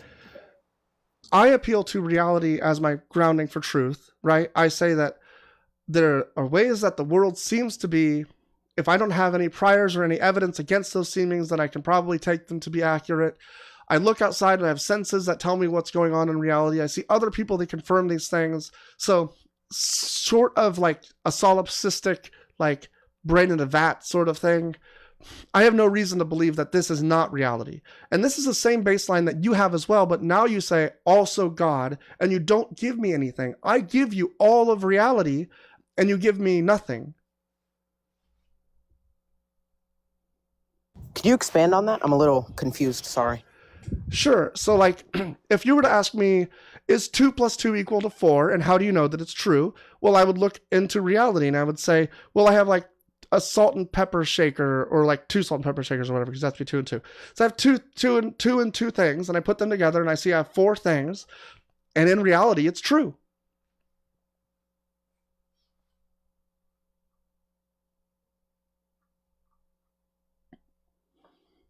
Sorry, I couldn't unmute. What I was saying was like, so I understand what you're saying, but again, you're using this logic. But I'm asking, how is this logic grounded in the first place? How does it work in reality? Logic, I guess I would say that it's another part of the axiom, I guess, of reality. Could you repeat that? I guess it would be like another axiom of reality. Logic exists. It's just something that happens to be. Yeah, It you doesn't. have It do- to. Sorry. Go on. ahead. No, I spoke. It's your turn. I was saying, my whole point is that you have to just say this exists blindly, is my whole point. Whereas Well, we be- can say, Go we on. can ground this in God. This is my whole point. Because Well, you're yes. taking The things difference is that from- I can say logic is there blindly, but then I see it working, and you can say God is there blindly, but you don't see it working. Nothing is. There's no actual evidence of it, right? So where I say logic exists, we know that logic exists, but you say God exists, and that's how logic exists, and I say I don't see the God. You haven't proven anything. It's just another But we say presupposition these that doesn't actually hold transcendentals weight. Come from God, is what I mean. We say that these transcendentals come from God Himself. Whenever you is my say point. we say, understand that you're making a claim and not answering the question, not providing evidence. You're just saying claim. It doesn't persuade me. It doesn't mean What was anything. your question? What was your question? Well, your question is how do you ground anything, or how do you ground morals? Yeah. I think, and I'm saying that you Because don't know I how was- either. I was clarifying my position. I'm not saying that God is another transcendental. I'm saying that transcendentals come from God. Prove it. That's my point. It's the most logical point to take. So in the same way, Show you me the would say- syllogism that shows the logic of it. How do you come to that conclusion? I don't see it. My point is that if you can't ground transcendentals, why would you not ground it in an absolute personal being? Transcendentals like logic? Yeah, logic, truth, morality. I think they're all grounded we in just reality. I ground them in reality. I've done it. Yeah, but again, Boom. you can't prove them in reality. They exist How? through interrogation, through observation. Okay, show me truth through the scientific method. Show me truth empirically. If I put 2 salt shakers on the table, do I have 2 salt shakers? But again,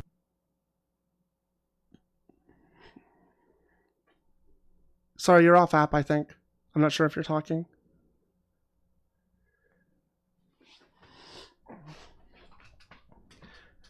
Hey, Frames, good to see you. I've seen you around the app. I like you. You're quite good. Or at least you have a cool accent. I can never tell if I'm just being fooled by an accent. hello? Hey, you're back. Yeah, okay, sorry. I was saying, I'm not asking, right? I'm saying, how do you know that's true in the first place? How do you know that logic is true? How can we say that, for example, 2 + 2 is not 5? Well, you're saying, oh, well, we see 2, right? And correct me if I'm wrong. We have 2 salt shakers, right? Mhm. And we have another 2 salt shakers. And we put them together, and in total we have 4, right? So you're Yes. using your logic there, right? But I'm asking you, how do we know that's true? Because How do we know that to be true? Because unless we're going to presuppose solipsism or brains and vats, then we have to assume that reality is real and that we're looking at something that is true and real. Wait, can you expand on what you just said? Because I've never, sorry if I'm, uneducated. I've never heard You're of good. that. Can you Oh, no, expand you're on good. that? Sometimes I'm not sure how much I've heard this argument kind of a lot, so I'm trying to speed run it maybe a little too fast. Yeah, that's fine. So the way that I see it is that we have seemings, right? So it seems as though reality is real. It seems as though I have a computer monitor in front of me and I have a microphone and that you're a person that's here. I get all of those seemings from my observation, through sensory input, through priors, all of this stuff, right? But then I also have like other things that could make my seemings wrong. So something like, what if I did a bunch of drugs or something? What if I did something, I got a concussion? It could be a dream, right? My seemings could be wrong. And so I look for evidence that my seemings are wrong. And if I can't find a lot of evidence of that, then I have to just kind of like assume that what seems to be real is real. It's like a baseline. And so I think it's called phenomenal conservatism. I've heard allegedly Ian talk about this a bunch, and I really like it because it really makes sense to me.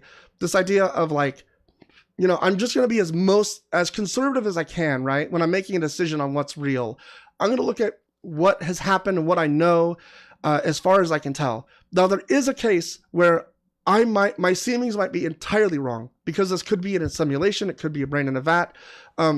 Like I did not exist. You could not exist.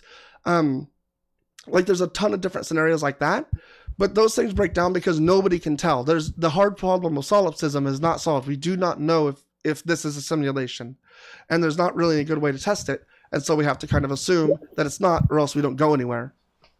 So what I'd say to that is, you're saying basically that we rely on sensory evidence, right? That's what you said, right? Correct. To some degree, it's part of what we rely on, among other things, right? Sure. Yeah.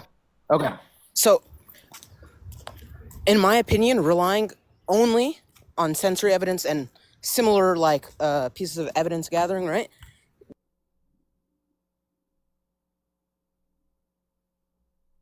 You went off app again, I think.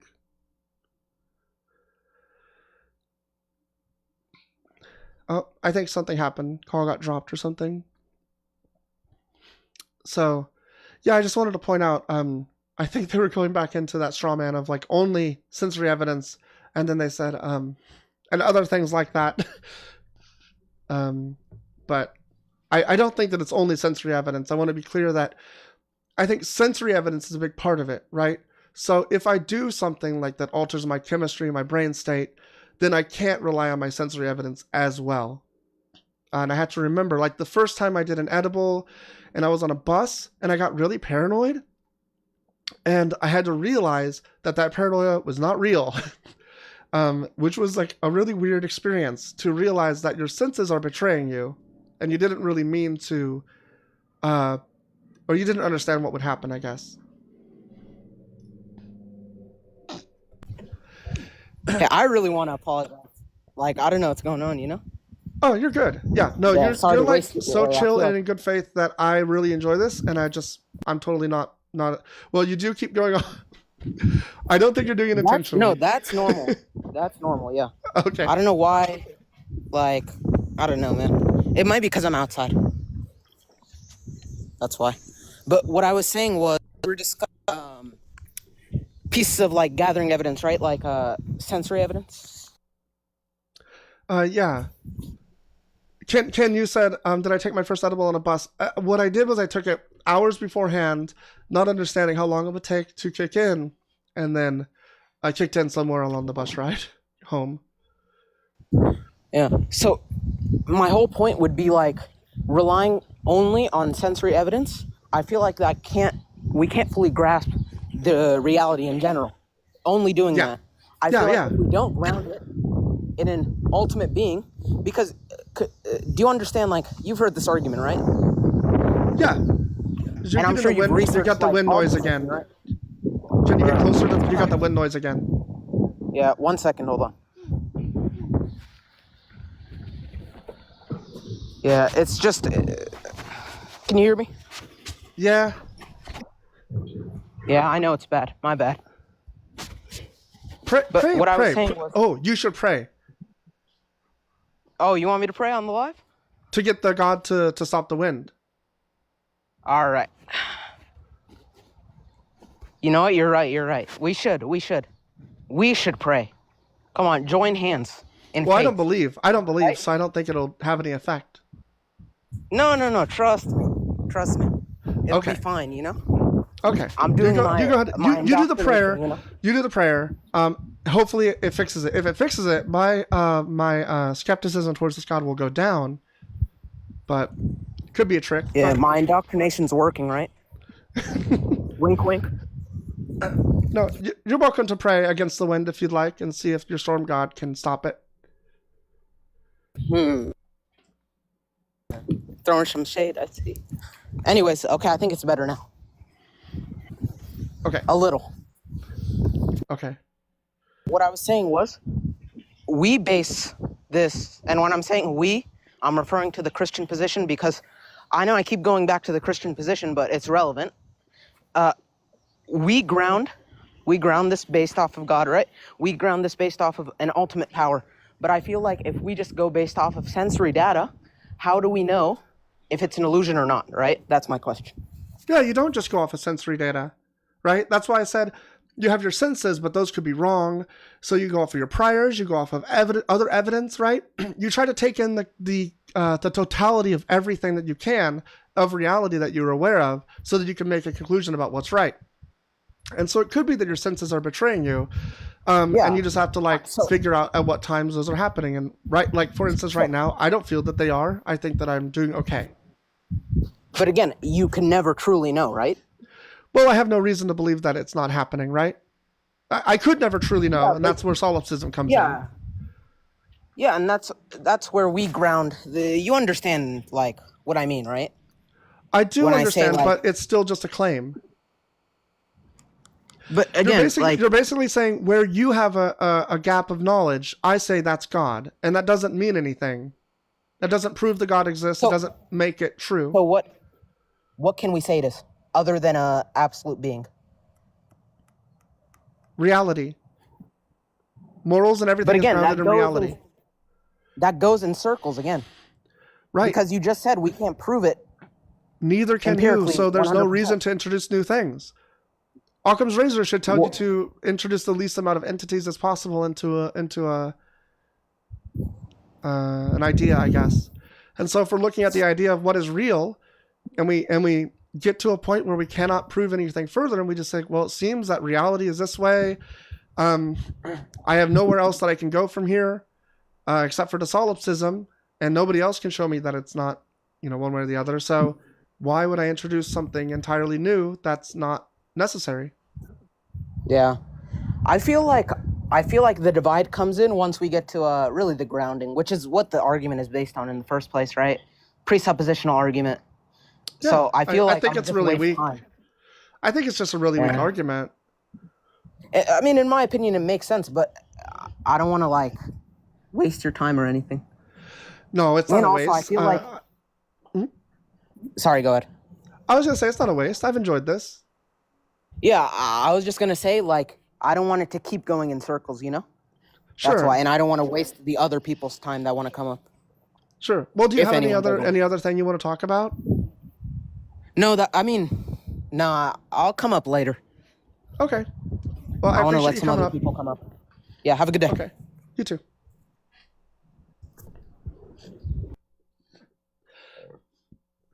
Yeah, that was actually one of the more enjoyable precept arguments I've ever experienced. It wasn't all Philbro-y. It wasn't like, how do you ground this? What's wrong with you? You're getting back shots. So I tried to approach it in good faith too. Yeah, he was very nice.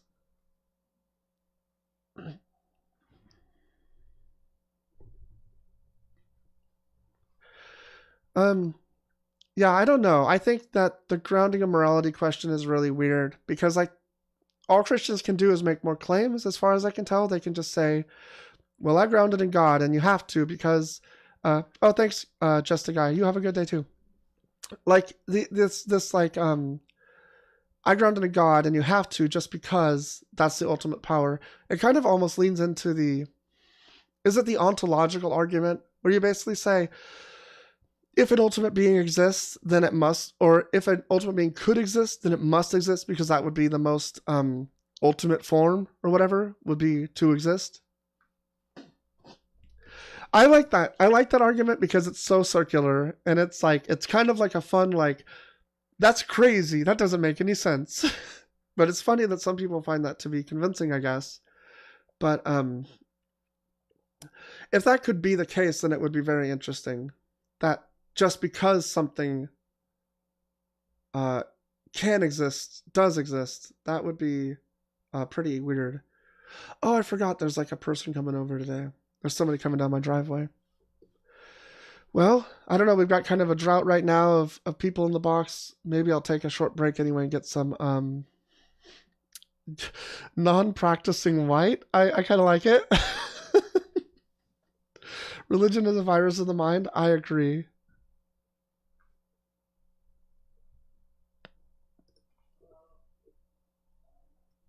Anti-theist Linux admin and pro-choice. You're amazing.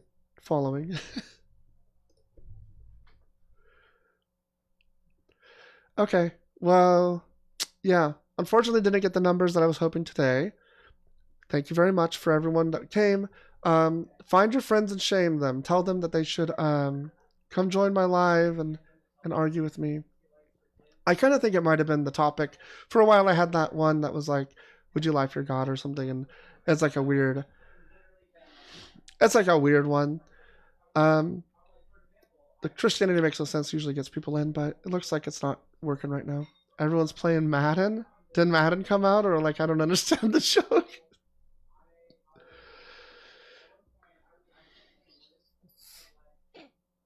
Oh, I'm gonna go see an artist. Let's play some music. We go see this artist. Y'all know Ethel Cain?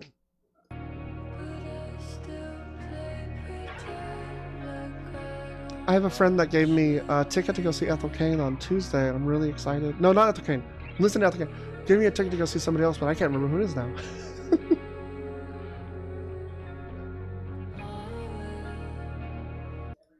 Ethel Cain's great though. How's it going?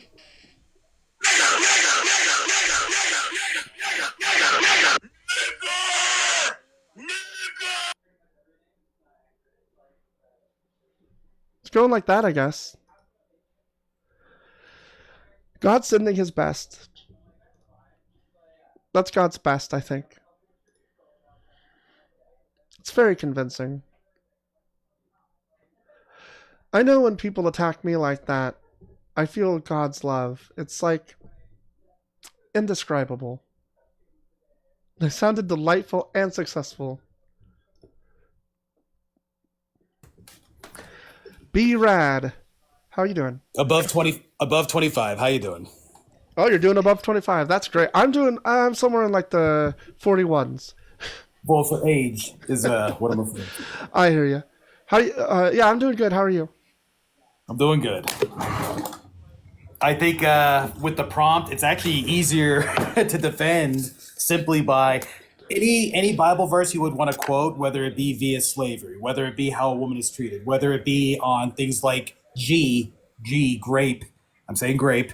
Sometimes I feel like I really need to make sure it comes off like that. All of it makes total sense that if pre the Bible, this was a rampant thing, and those who are not in the mix or the know or in a tribe that is preaching good moral values and whatnot, the Bible makes perfect sense and why it's better versus nothing, at least via those times. And obviously now we're pulling away from that, but I think we're only pulling away from the Bible now out of simple convenience. We're all living in the bubble of what a religion, or at least religious people, believed. And as that decays, it feels like we're also decaying as a society. Right. So your argument is it was just the times? At least for most of the verses, yes, because obviously we don't practice things like slavery today. Well, yeah, Unless you- but unless you that's see not the that's not because the Bible said not to. It's in defiance of what your God said that we don't practice slavery. Right, but obviously as Christians, we will not now use the Bible as an example of now we should do this thing in modern day times. Why But wouldn't you? unless I'm mistaken, is there a Christian colony I don't know about that is doing something with slaves? No, but I think that Israel is genociding Palestine. Do you think that that's good? That's obviously rough. That is a rough one, and it's looking It is uglier. rough. And It's uglier rough. the longer it's Genocide's gone on. rough. Yeah, Yes. Netanyahu used the Bible to justify it. What do you think of that? I can see how he would validate it. They've clearly been in Yeah. a struggle for years. Or I mean, you obviously can see It's a that. There's genocide. been Do you agree that strife. it's a genocide, or do you think it's just rough? Just rough. Yeah, fucking piece of shit. What a piece of shit. I don't think there's any reason to talk to somebody like that. I think they're... Actually, I should have asked them if they're a fascist, but... I mean, they might as well be. Their attitude towards this shit is crazy. Crazy.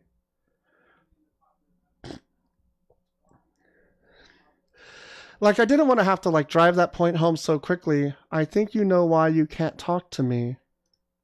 It's because you're... Actually...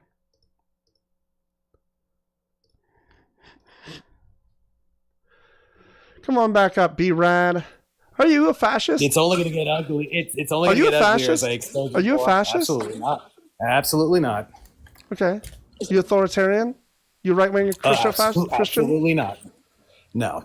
But just to since you want to ask these kind of questions, did you think Yeah. the 34 felonies on Trump was legitimate? Yes. Like above board, it was perfectly reasonable, right? Haven't seen any evidence that it's not.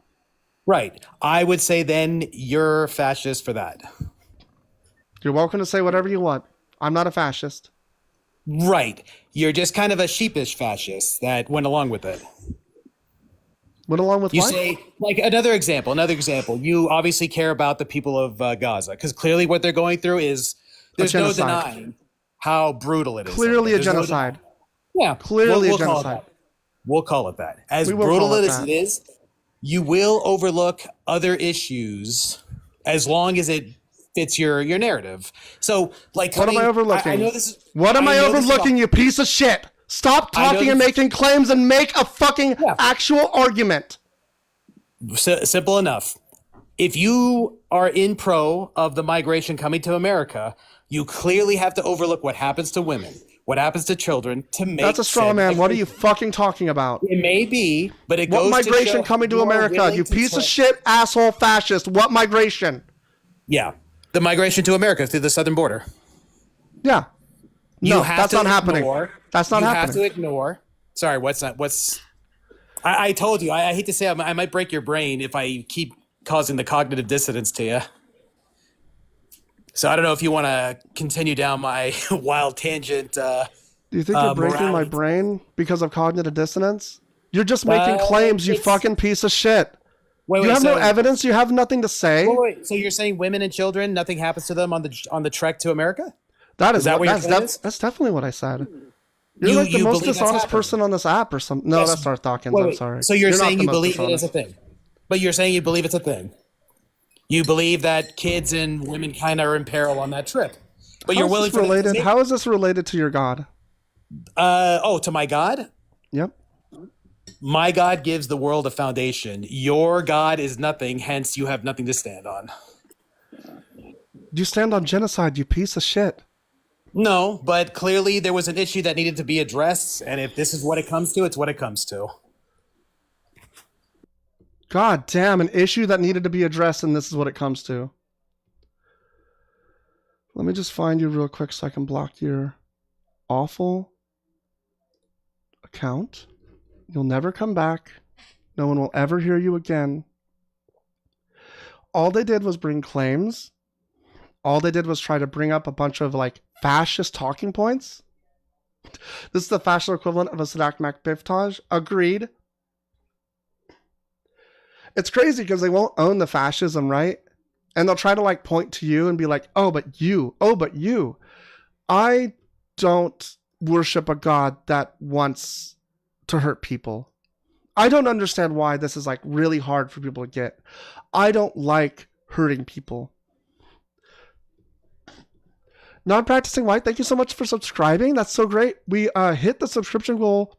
$5 footlongs. I don't know. Let's see. We need a new goal.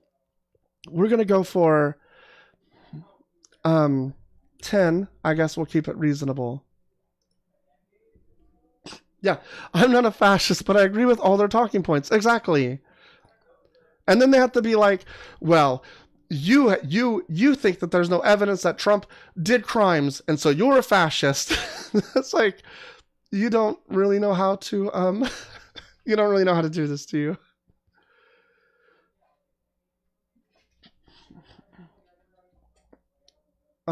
That kind of stuff just, like, I don't do political lives for a reason. Number one, I'm just not keeping up with that much news. Like, I keep abreast of major events, and I probably see enough that I can talk about most things, but I'm not diving into this conspiracy theory shit. And that's where you have to go to do the political lives, right? Yeah, me and the juries. Exactly. Like, there's just the evidence that Trump committed crimes is there. He was convicted. I'm sorry. He also committed sexual assault. He raped a woman. I'm sorry. Like, putting your fingers in your ears doesn't really... I can't with political lies. I'm way too angry. Exactly. Yeah. I used to watch a lot of them. I realize that this is probably like the better avenue because, like, I don't know. Like, politics is not where this shit's coming from. Politics is not where these problems are coming from. I think it's coming from cults and bad thinking, like just people not being able to like understand reality very well. Such as when they say like, well, we have a shared reality, but there's also a God that I can't prove, but there is one, and so that's my claim, and you have to just yeah, they don't give a shit about policy. You ever watch like Tommy what is it, the dude or whatever? I like him, but he is pretty aggressive, and yeah, they need supremacy because they don't have any actual ideas or any actual like way to get towards the changes they want to put in. It's about authority, it's about submission. And so, yeah. And that's why I think Christianity, like why we see this Christian nationalism and stuff, this stuff's coming up because it aligns super well. Like, not only like was it always there, but, you know, as we're seeing, it's building this. Like, it's not that like the people in power are adopting it. It's that this stuff built where we're at. Religion cages your mind and steals self-worth. 100%. 100%. 100% makes you disregard the bad things that you know are bad. You stick to your line. You stick to, you know.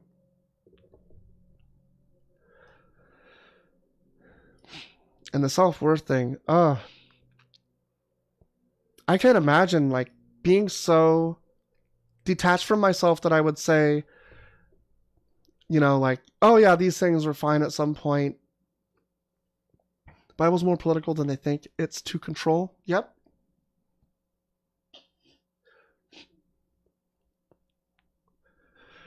Well, oh, we got another guest. I was going to sign off, but we'll take one more guest. Yo, it's Kid Pink. Hey, how's it going? Yeah, I'm just curious how it's hard to understand. I mean, I think it's pretty straightforward and simple. Well, like, why did Jesus have to die? Why did Jesus have to die? Okay. Yeah. He didn't have to. It was a very big, huge sign of the Lord's, you know, love for us. You know, dying on the cross was a So was gift it to us. accidental? Huh? Was it accidental or like on a whim if he didn't have to? No, it was not on a whim. It was a gift. Here, I think I can explain it if I can like ponder it for a second. I mean, I can give you like a better answer than I am now, but it is like one of the most biggest dude, I can't find the words. Like, no, just go ahead for me and speak a little more about this. Like, why is it? Okay. Well, yeah. Let me try to clarify. Like, so I think that Jesus's death and resurrection is pointless, or like at least the point that it supposedly tries to achieve doesn't seem necessary to do it that way. Like, God can forgive people's sins anyway that he wants to, but he chose like this terrible bloody sacrifice that preceding it had thousands of bloody sacrifices of animals. It seems like a strange like cult practice and not like a divine thing.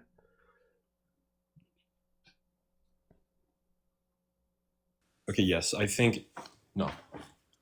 Like from God, this was one of the biggest sacrifices he could have given to us as human beings, taking in our sins, right?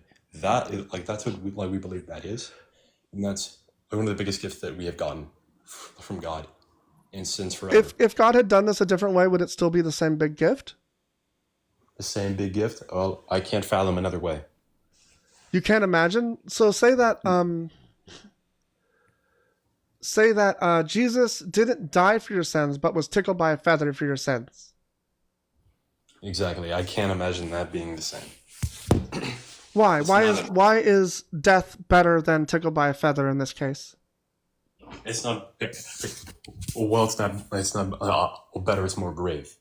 It's more of an actual, with like taking on that pain and the death. Well, that's just more of a weight. But it was just like for a little bit. Son is one thing. It's amazing. It was just a little bit. Like it wasn't even permanent. It wasn't even. Oh no. Death is not that simple. Is not that weak. Okay. Well, dying is not like that simple. It's not like a tiny bit of pain and then it's over. No, Yeah, no. that is Jesus suffered for excruciating. hours on the cross, and then he went to hell for 3 days and got the keys or whatever, and came back. But like, it's not permanent. That's my point. Is that it's not a sacrifice because nothing is actually lost. What are you talking about? No, what's lost? Is Jesus what's dead? gained? Did he lose his life and remain dead? No. What was lost and what was gained was the sins of people, and now we have the new world. You're just not responding to what I'm saying. You're just talking on Christianese. You're like stuck on No, I Christianese. just Do you told have you like what was there may be lost and like a gained. little button in the back of your neck that says like Christianese? Okay, no. I think we have like a difference of understanding here. You want to talk about like semantics and the words of this, and oh yeah, but it really wasn't. No. I'm trying to talk about what is really gained spiritually and with humanity is what I'm trying to like tell you, right? It makes no sense. What you're saying makes no sense. It's not related to what I'm saying. It's just so simple and straightforward. No, I have told these same things here now to a third grader. It's that straightforward. God has sacrificed his child for our It's not a sins. sacrifice. You keep saying it's a sacrifice, but it's simply not. Okay, enduring pain is not a sacrifice. Okay, for like another human being, like what sacrifice do you then? Sacrifice means to give something up. But Jesus didn't give anything up. He didn't give anything up. No, God did. What did God lose? The life of his son, let's say temporary, it's still a loss. If you lose your bike and then it's returned to you, is your bike still a loss? Is it still lost? It's still lost. No, it was a loss. Obviously, It was lost, but now it's found, and you lost nothing. Okay, and the period of loss. What did I feel in that period of loss? It doesn't my mean it's a bike. sacrifice. It means that you felt What are you bad. talking about? What are you talking about? Sacrifice means you lose something. Jesus died, came back, nothing of value was lost.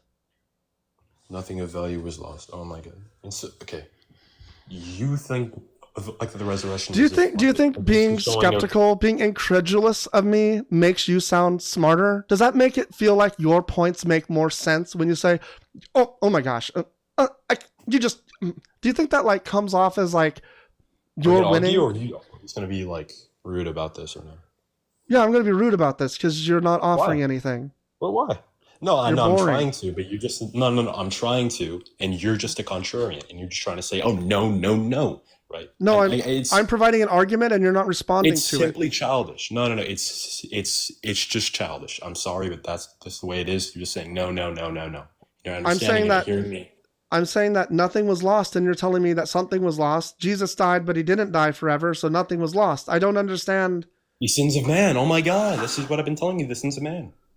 Oh, so nobody sinned. No sins anymore. Oh my God, bro. Oh, you just don't understand what I meant here, or the sins of man, or why. Well, you keep saying that even Christianese happened. instead of making a point. No. Do you think the understand- sins of man being lost makes sense? What does that mean? Do you know anything about the resurrection? Anything? I know everything about the resurrection. Do you? So how do you know? Oh my God, bro. Like, it's all right, bro. You're just childish. I want you. you to learn more about this topic and then talk to me later. I'll follow you and I'll come back in like a month, maybe a week. Let's see how much you've learned then. I appreciate it. Yeah, the grandstanding when you're losing is amazing. Oh my God, bro. Oh my God. You just can't. I can't. Okay, I'll follow you. I'm going to follow you because you're going to learn. I think the problem is he's backed into a corner. So it makes no sense. It's a very simple syllogism, right? God could forgive your sins in any number of ways. He chose death for no reason. I don't think that makes any sense. I think he could have chosen something better. I think it symbolizes something awful. And then getting further into what he was saying, sacrifice means to lose something. So that's how I would define it anyway, and he didn't seem to mind that.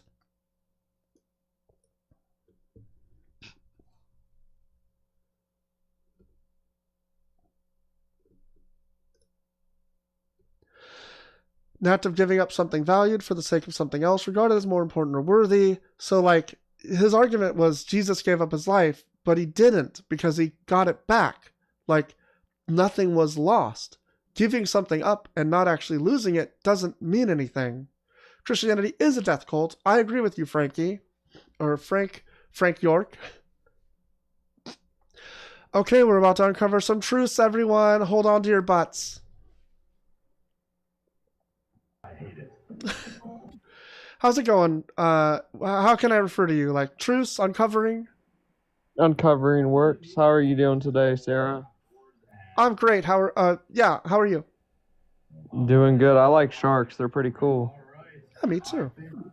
I play Seal of Brainrot. I can't help but think of Tralalero Tralala. I don't know if you played What? that. I don't know what you said. Do you know what Tralalero Tralala is? No. It's a shark with 3 legs. Oh, okay. So What do you your want to talk stance about? on Christianity? I want to talk about the prompt. Sure. So Sarah, what are your ideas on Christianity? I just want to hear you out first. Well, okay, so I would say Christianity doesn't make sense because do you think that God is all good? I'll get back to that, but I want you to don't ask a question with a question. Just tell me your stance. You asked me first. a very broad question. I'm asking like your prompt. You said Christianity makes no sense. I want to hear. Okay. hear I'll your just lay it out. reasoning. I don't want Premise another one. question. I'll lay it out then as premises because like you want to be difficult. Premise 1, God is all good. Premise 2, God provided a way for people to do bad things. Premise 3, or conclusion, God is not all good. Like, doesn't make sense. They just contradict each other.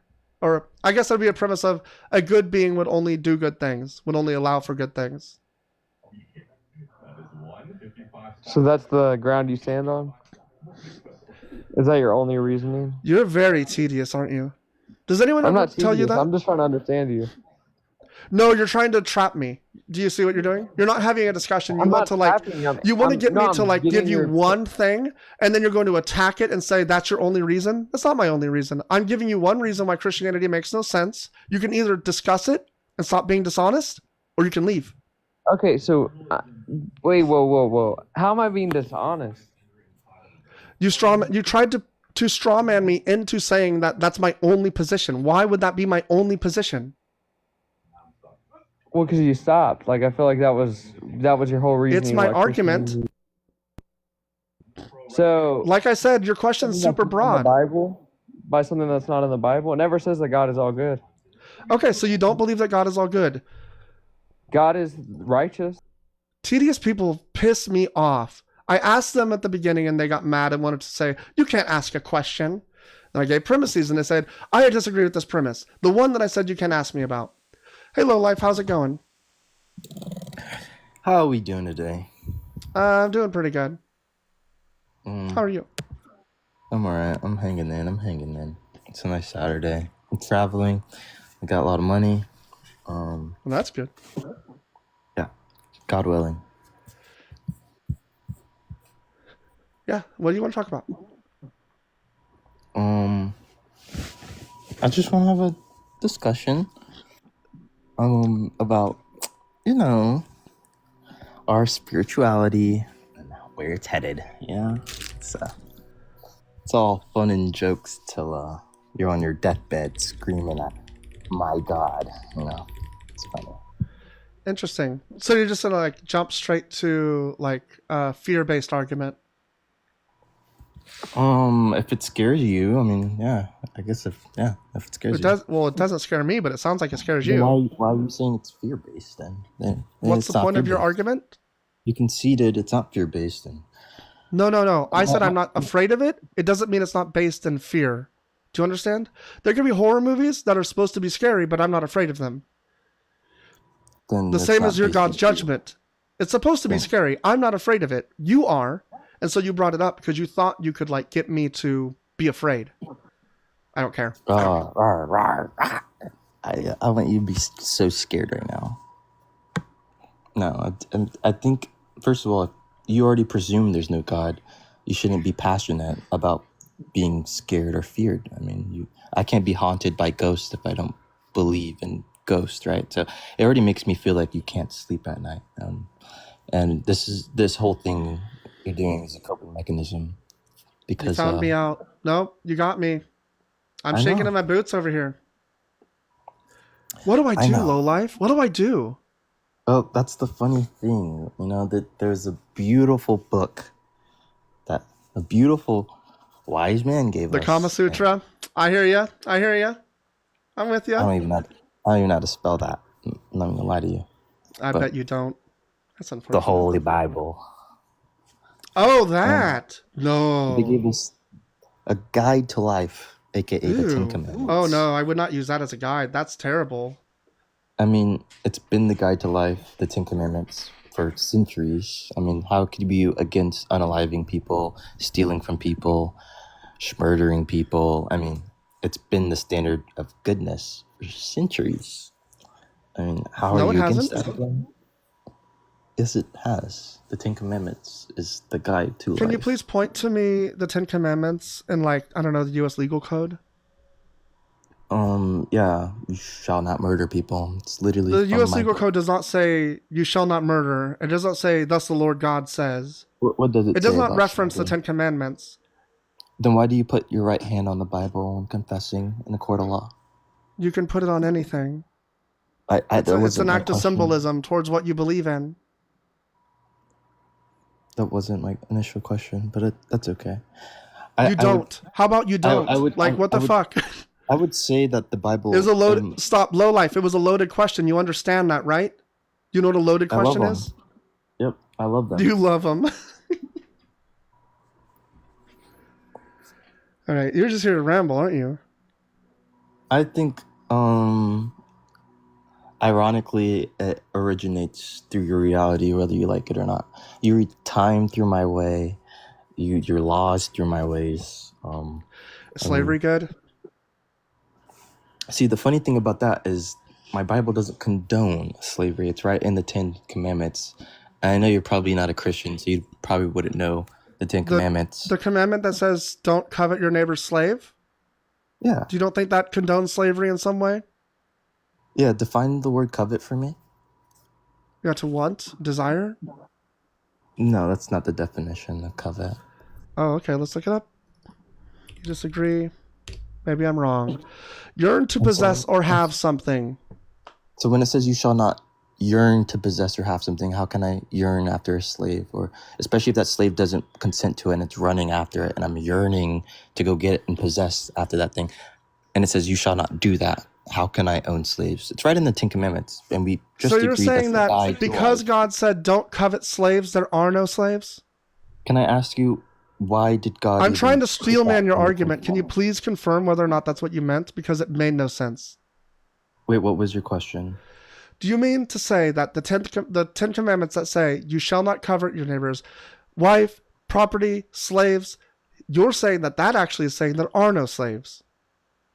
And I never said that. Read the definition of covet again. It's right in the definition. Yearn to possess or have something. And if it says you shall not do that, how can I yearn to possess after a slave? Possessing things, right in the word. How can I possess, which is It says your literally neighbor's slave. The neighbor already possesses it. The neighbor already possesses it. Neighbor already possesses what? What are you talking about? Where is that in the Bible? And when it says neighbors, I'm talking about you're my neighbor. When it says you shall love your neighbor. Fucking tedious people. That guy's brain is gone. No limit. How's it going? Is that how it's going? Hey, Christy. Load again, sorry. Okay, I think they've left. I'm going to get out of here because, oh my God, what the fuck? And I'm practicing white. Thank you so much for the tiny dinies. That's awesome. We made some awesome progress on my goals today. We got up to 5 subscribers. That's awesome. I'll send you. I've got a Discord that I have. It's not super active yet, but I'm working on stuff. And I'm gonna check. How is their brain gone? But you're a man who thinks they're a woman, and you're blocked. Like, I don't know why people need to be hateful. If you could go ahead and go to my link tree and subscribe to my YouTube account, that'd be awesome. It'd be great to get to 500 subscribers. Okay, I hope you all have a good evening. I hope somebody else goes live so we can go see that. Go ahead and raid whoever you want to go raid and say shark raid? I don't know. All right. I appreciate you all. Have a good evening.